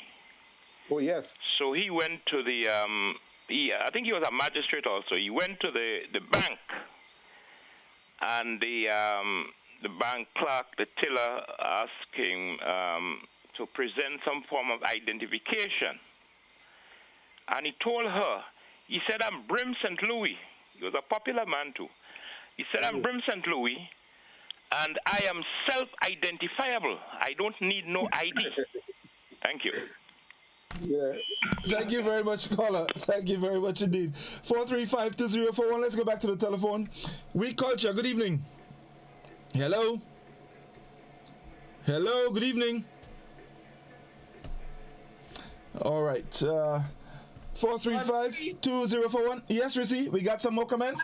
Asking who remembers the leavened bread and cheese, pie and tube. And then not said Sunday was a day that you go to Sunday school, and after that you went for ice cream. Annette Lewis said, I remember my father told me that my grandfather, Mr. Edwin St. Bernard from Plains in St. Patrick's, was a blacksmith. His name was in Grenada Handbook. He made shoes for horses. Jose Philip now said there was a man called Onono, a fisherman who traveled from Caracas to Brazil. I will never. And they come to Sotes after to have boat race. There was a boat called Dolores. No boat could have beat the boat. And Onono, when he lost a race against Dolores, he will call for another race again, in which he built 4 boats, one after the other, till he beat. Yeah, I remember Onono. Onono was a real Garyite, and the Garyites had a song they used to sing, "We will never let our leader fall." Yeah. Now, when Onono came to Grenville to sell his fish, he would be walking, and he had this thing he used to do. Out of the blue, he would just shout out, "I will never." And he stopped right there. He would not. He don't know more. No. Of course he does, but he used to do it on purpose because people found it very humorous. So he would be walking normally, and then he would just shout out, "I will never," and that's it. He finished. That's it. Let's go back to the telephone again. We culture. Good evening. Hello. Hello? Yes, go ahead, caller. Go ahead, please. Hello? Caller, Hello? you need to listen to the telephone. Turn the volume of your radio down. Hello, good evening. Yes, caller, go ahead. Yeah. I'm talking Sotes, right? St. Patch, Sotes in particular.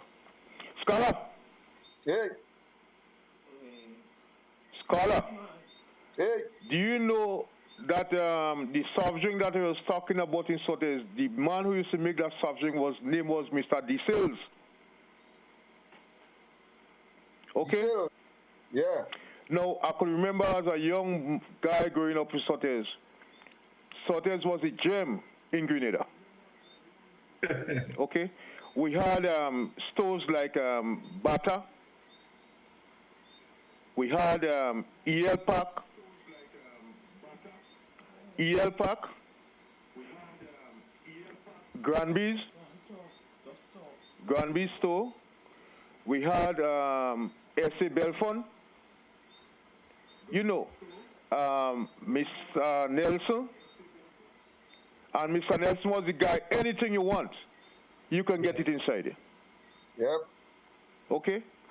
I could even remember they have Guave as the fishing capital in Grenada. But what make Guave the capital place in Sotes for fishing is because of Sotes fishermen go down there and make Guave fishermen. And it is a fact. Okay, caller. You know what I'm saying? So Sotters have a lot of history. I mean, we welcomed you know. the men from... You remember Kush? Yeah, old man is called Kush, Naveju. That's why St. Patrick's and St. John so close. With a stick dribbling whole day. A guy there was called Yankuna. He had fight behind the back. Stay on Yankuna for a minute there. I want to say something about Yankuna. And when Hurricane, a lot of guys, you know, Sotters had a lot of history, but there is nobody to come and, you know, to do anything about it. And if you want to know history in Sotters, to talk to Comsi. You know Comsi? The same Onono we're talking about. Actually, one of the panelists, the ladies talk about Onono sailing boat with the Laris. The Laris beat it, he built new one. The Laris beat it, he built new one. At the time you go, he build a new one. They call Teacher by Sea. You know. And that fisherman boat, they say, he mark on the boat, boring a hole in the Laris ass. And he did bore Onono boat, he did bore a hole in the Laris. No, he mentioned Yankuna. No, serious. Okay, caller. Thank you so much. Thank you very much. I could go on and on and on again, but you know, let somebody get a chance to call and say something. Yeah, thank you. Right. Yeah, yes, Wendell, you were saying. Yeah, he mentioned Yankuna, and then I have a significant story about Yankuna, because when Hurricane Janet struck, Yankuna came down and he won the ribbon in Amadeus. The La Fortune, the river was the bank. Okay, that's man. That's a story. And he won them. But you know, being the type of person Yankuna was, they didn't really take him on. And that's one of the saddest stories in Grenada's history, because in the morning after Janet, that house with the ribbon, the shop or whatever, it was gone. It was gone, you know, and this was so sad. But this is what I heard from Sotters people, that Yankuna warned them. So anybody could verify that, I'll be happy. Yes, yes, indeed. We already verified that. We had a program about doing Janet, but people spoke about that. So we already verified, and you are so totally correct. All right. Thank you. Let's go back to the telephone. We Culture, good evening. Hello. Hello, good night. Yeah, good night. Go ahead. Hello?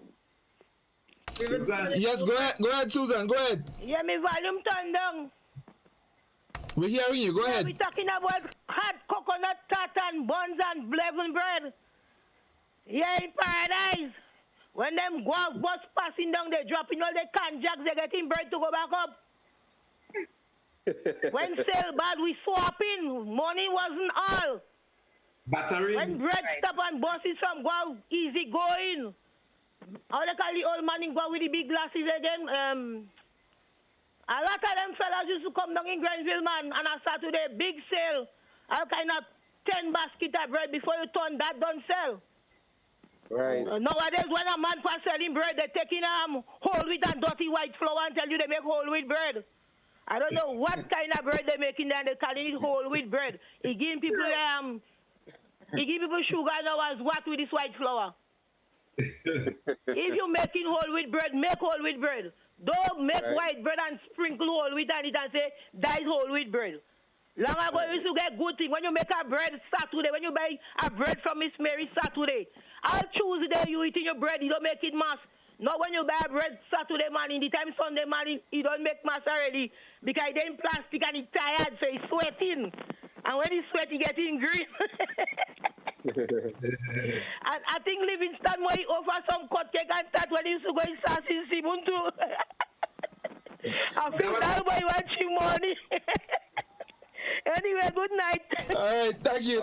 Thank you, Susan.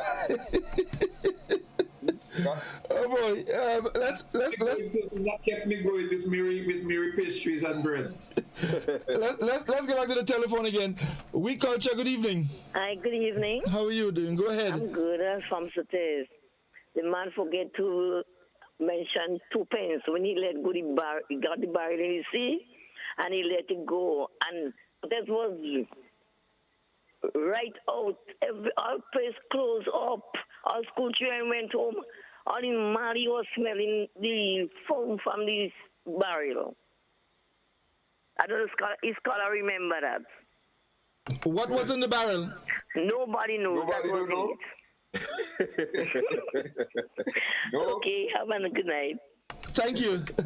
nobody don't know Godfrey. That was legendary. I remember that.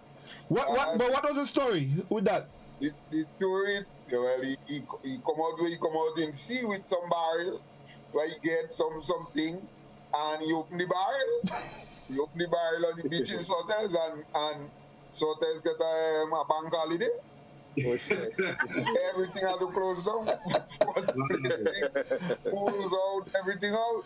That was a famous one. Nobody don't know what was in the barrel. I don't know how they get rid of it in the ending. But that one was legendary. You know this man in Sotters they call Uncle? Uncle? I think he used to, I hope that is his name. He used to make a special hat for Shatney. Oh, yeah? Yeah. Yes, I know Uncle. Uncle, I like Uncle already. Uncle and still there? Well, I hope not. I hope not. This is the headpiece. Special headpiece. It's not just a regular Shatney head. But I think this is a man that probably is not as recognized, but he should be given so much credit because he was one of those artisans that always designed this beautiful headpiece. Reese, you have any more comments on Facebook? Yes, we have Annette Lewis saying, do you remember Love and Caress from Guam going all over the island selling flyers? It was very humorous. He sang and danced with his basket on his head, not forgetting the battering fig and blogger for flyers. I think this is similar to what Susan was talking about earlier. There's also Jose Phillips said, Godfrey Onono was a man who loved movies and will walk in the cinema without pain. And I remember one Saturday at the movie's intermission, Onono went on the stage with a pail making pineapple juice. Listen. Those are characters. And then Annette Lewis said too that Chesup that sell the medicine, she knew him traveling through St. David's, and we heard he was from Caracou. So I don't know. Some say it's from Look at that. Look at that. Mr. Dominic Jeremiah, principal of PBC, he's an ardent listener, viewer to the program. And he sent me a WhatsApp. He said that as far as he remembers, Chesup was from St. David's. But it's amazing, Godfrey, how we had these characters, who transcended parish boundaries. Yes. And everybody sat and knew them. So Chesup was one of these fellas. Definitely. You had characters like Simon Chocolux. I sure you remember Simon. Of course you remember Simon Chocolux. Everybody knows Simon Chocolux. Where was this guy from? Where was Simon Chocolux from? I have no idea. Living Sad, you should remember this one. Emma is saying she was asking if we remember the lady that used to live above Uncle Min, who used to smoke babies when they had Maljo. You remember who is that? Miss Lirisote? No, Miss Kame. Oh, Miss Kame, yes. Yes, Miss Kame, Mr. Elmo wife. Miss Kame. Miss Kame was a medicine woman. Oh, yes, she was a real bush doctor. She was the only person I saw who she held fire in her hand to light a pipe. She would hold the fire, take it slowly, put it in the pipe, and smoke a pipe. She was married to Mr. Elmo. Mr. Elmo was a slave fighter. Yes. That is just above my grandmother day. So I know them people. Thanks, Emma, for Miss Kavi. Yes, indeed. Let's get back to the telephone once again. We call check. Good evening. Hello, caller. Yes, hello. Yes, go ahead, please. Yes, good night. Yes. Yeah, I'm from St. Patrick's. I just want to. The other callers mentioned about they forgot to say that St. Patrick's had everything back then. We had. We used to sell cars, motorbikes, Glynside garage in St. Patrick's, and all the batter, the Granbys and all this. It was a big thing going back to school when you go in batter store, you get your shoes and so forth. Even the boat race, that was a big thing in Sotez. Sotez used to hold you on. I mean, boat race was one of the biggest thing in Sotez. But then, as somebody alluded that most of the fishermen from Sotez went to golf, because I pass, I see them most time, all them from Sotez. We had what you call the Quazy, where somebody mentioned about Comsi and them guys, and them, they used to be in the Quazy. I mean, you can't pass the harassing people, and them kind of, as a matter of the revolution or get rid of the Quazy because they send them and study and so forth and so forth. But Sotez used to be well organized in terms of disco. So there's about six or seven disco. You know, I mean, you had Angel disco, you had Kenny disco, you had Adams disco. All the way past was disco. So that was well organized back then. I mean, now, well, since the advent of the small buses and people start moving out of Sotez, but Sotez hold its own, especially on market day. Sotez had in those days the post office used to open half day.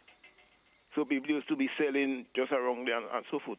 So that was once a very thriving area, but people, as I said, because of the advent of the small buses, everybody move out and people go to Grenville and other places. But people used to remain in Sotez and do their thing. Everything was well organized in Sotez. Okay, so, thank you, caller. I'm talking about characters. We had people like well, people mentioned about Young Kuna and Kush and he had a guy they called Clemino. And then the other guy they call Labo, he used to walk with the back bend. There's a story about that. He went and picked up somebody's fish pot and they put him so kind of, So he had other characters. As a matter of fact, any part of it very good, but you have some of the characters you had in Sotez. So I think I would just end by saying that. Okay, thank you very much. Thank you very much indeed, caller. So someone just sent a message and they're asking who can recall Julie Pak, Basilia and Castle in the market. Also Stone Brews and Bonzo, whose room was an ice box by Otway. What's of Leo Pancop, who used to make teacup from butter tins. Moon Maid, Outcast, Strike Pay horses racing in Queen's Park, Easter Water Parade, Meet the People Tour, Wando Bain, Ivan Wood, Hollywood Fashion House. He said these were businesses in St. George's. So, yeah, that's true. Yes. And talk about Miss Cossell. She used to sell ice cream right on, not in the market itself, but on the outside. And in those days, they had a lot of people with little trays. I don't know. I think the carpenters used to make these trays that used to have the goodies on. But she sold ice cream with a can. You know, the can, you got to turn that can, the ice cream can. He mentioned Bonzo sleep in a coffin too at Otway. And in those days, they were one of the big fancy caskets that we have today. So it was the coffin. So if you're sleeping in a coffin and you want to turn, you have to come out and turn and go on the other side, you know, because the funny thing about him, though, is that one time he had a relative came from Sotez. And the little boy, well, in them days, if it's 6 o'clock, cold in town, a bus gone, you know, you have to see how you can make it. So the little boy wanted to sleep, you know, and Bonzo tell the little boy, you see all them coffin, they just choose one. But the little boy run, you know. Yeah, Bonzo, yeah, but all the people like Julie Pak and all these various people that mentioned there, this is why, you know, okay, we'll write and talk about these things, but it's like the bones. To put the beef on the bones, the meat, is to do the research. And this is the next phase I think I want to get into, like going across, because I speak from experience, for instance, the things that I grew up with in St. George's and so on, and with sprinkling of knowledge from the country part. But I would like to go and interview people, grab some of the older people before they die, and to get the information from them. I started doing it. In fact, I spoke to a man who was one of the initial people involved in the bus transportation, in the One More bus. But I don't know if we have time for a story like that because I see hitting close to the... Yes. And as we mentioned characters, I just want to end with a little story. And, well, not a story, that's true. Livingston, you probably know that. Now, we had a character in Tivoli called Zab. Don't live inside your boss, no Zab. No, Zab, well, I could call Zab name because Zab has transitioned to a different life many years ago. Yeah. Now, Zab was a famous thief, and he used to thief coconut and all kind of things. So, there was a fella, and there was an area down by us called Bamboo. And you know, coconut. And down there was kind of dark. Uncle Min and them had land down there. So Zab used to go and thief Crispin coconut. Yes. But Crispin was never able to figure out who thieved the coconut. Because every time Crispin go, he seen all the coconut shell under the tree. So one day Crispin went in the land, and while he walking, he noticed coconut shell falling from on top of the tree. So Crispin decided, nah, today, he go hold that thief. So he sit down, he wait. When he look good, he see Zab on top of the coconut tree. So Zab have his fine bag and he cutlass. He pick in the coconut, he peel it, he put the coconut in the bag and he drop the shell on the ground. Yeah. Crispin decide he killing Zab today. Yeah. So Zab on top of the tree now, and Zab can't come now because Crispin waiting. But Crispin and Flush was in Bungary. So Flush is a man by the cemetery. He gone too. So when Zab, as people say, when Zab realized water more than flour, he decided he go do something. So Zab tie coconut, he tie bag with the coconut. He cut 2 coconut branch. And he put them 2 branch under his arm. He throw his bag on his back. He put 2 branch under his arm. And he stay on top of the coconut tree and he fly across in Flushland. So Crispin couldn't do him nothing because Crispin had hold him in the land. So he just fly from Crispin tree over in Flushland, and he got about his business. You know, so folks, we're gonna end here. We have a video that we're trying to run. The guys are gonna try to run it for us. But just before we do that, let me just give you guys a 30 seconds just to make some closing remarks. So let's start with our guest, Wendell, quickly. Okay, well, thanks for this opportunity, and glad to hook up with scholar, esteemed Californian philosopher, singer. He reminds me of MZ Mac. You know, and you're my friend. It's a wonderful thing. I always feel happy speaking to my people. It brings joy to my heart. And I'm on a mission to actually highlight Grenada, our culture, our history, looking at all the positive avenues. And I think it's very important because, as I said before, we are special people, a loving people. And I want to take my God. Mm-hmm. Thank you very much, Wendell. It was indeed a pleasure. Risi? Mm-hmm. Well, one of the things that had resonated with me earlier when Mr. Derrick started talking, he spoke about the number of tailors that we had.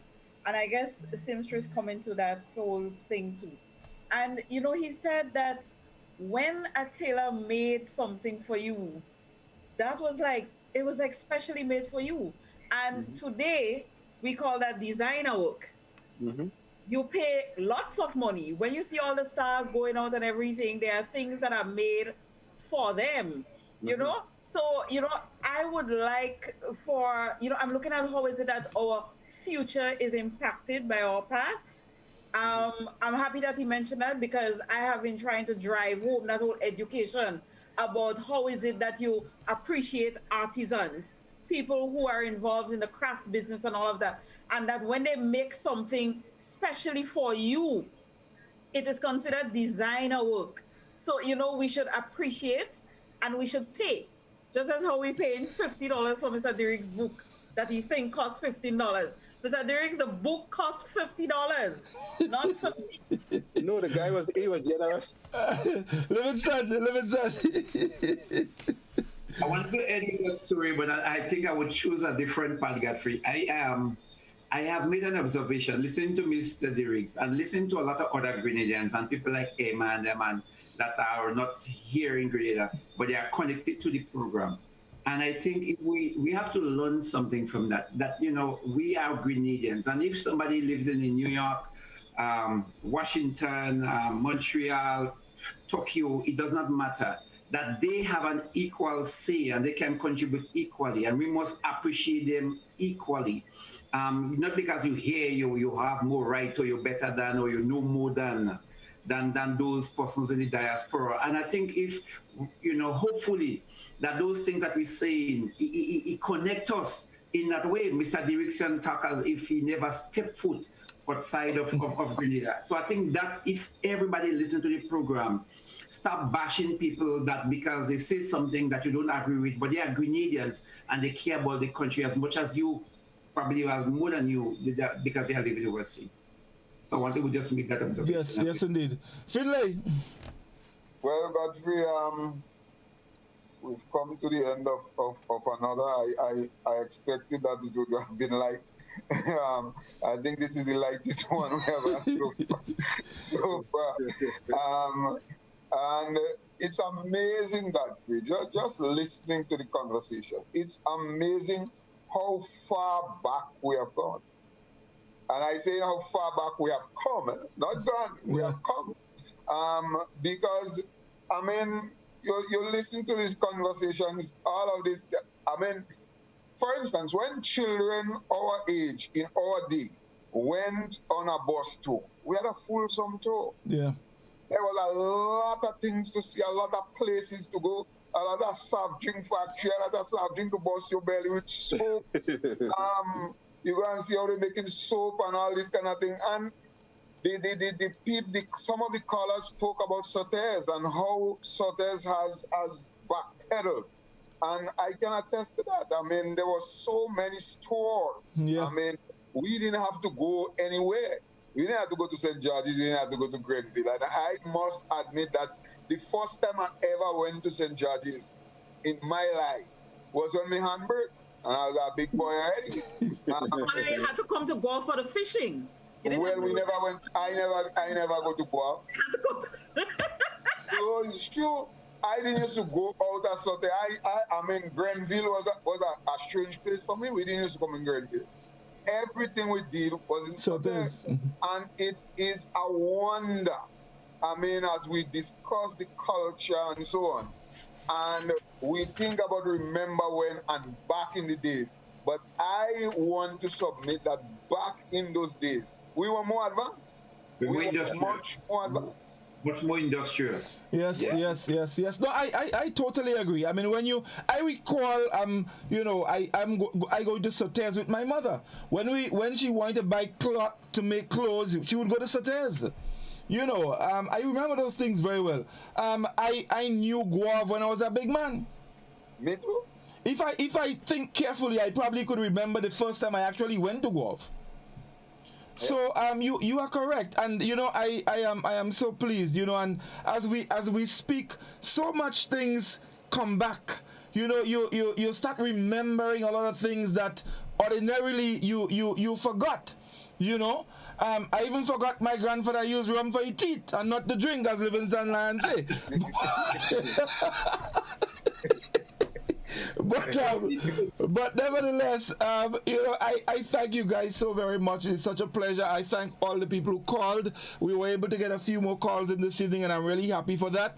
I thank each and every one of you, and we're looking forward to hearing from you again next Friday. Mr. DeRiggs, thank you so very much. It was indeed a pleasure, and this is your first time on the program, but I guarantee you it won't be the last. Thank you very much, and God bless. Thank you. We have a video that we want to share with you folks. We hope we can get it done. So I would ask my producer now to see if we can run it, and I hope we can. If not, well, do have a good night and enjoy the rest of the weekend. Thank you guys, and all the best. All the best. All the best.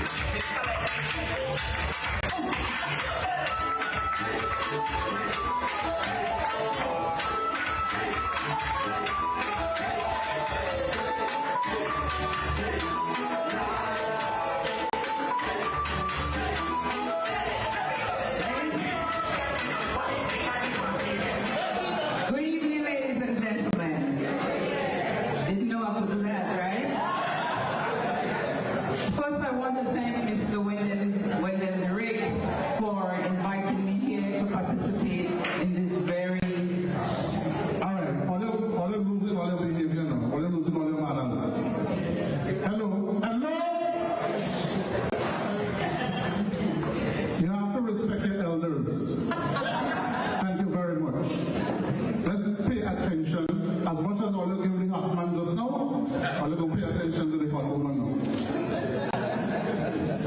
Thank you.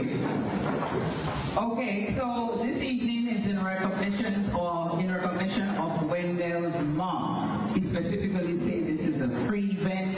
His mother used to cook food and give everybody. She never charged, right? So I really want to big up Wendell for putting such an evening together.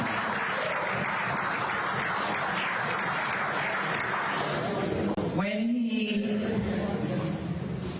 I don't know if he asked me or if somebody else influenced me to do this, and he said that the evening is going to be called Reflections.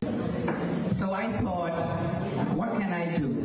But I have to give credit to my husband. He's the one who said, why don't you talk about old sayings of long ago? Because I didn't know what to come up with. I didn't have no idea what to do. So I said, that's a good idea. And in terms of reflection, I can't help but also reflecting on my own mother who brought me up, because I'm a product of a single parent, okay? So single parents don't do too bad.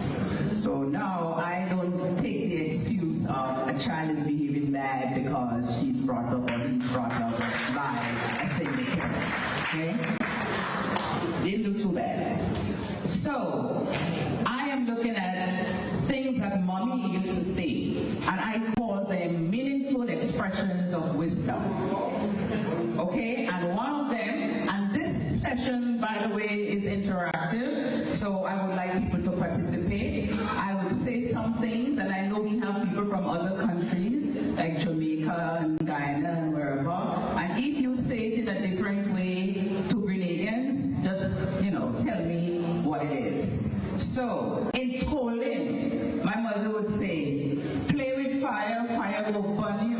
Remember that one? And most times it was in the times when a young girl started courting and, the mother is looking on the side and seeing that she is, chatting with a guy and stuff like that. And they never tell you things the way they should say it, in plain, simple language. It's always a parable that you have to interpret, okay? So when she tell you to play with fire and fire will burn you, you know what she mean. Who wants to tell me what she was really saying? Don't have to go to the bad road. Don't go to the bad road. Don't have sex.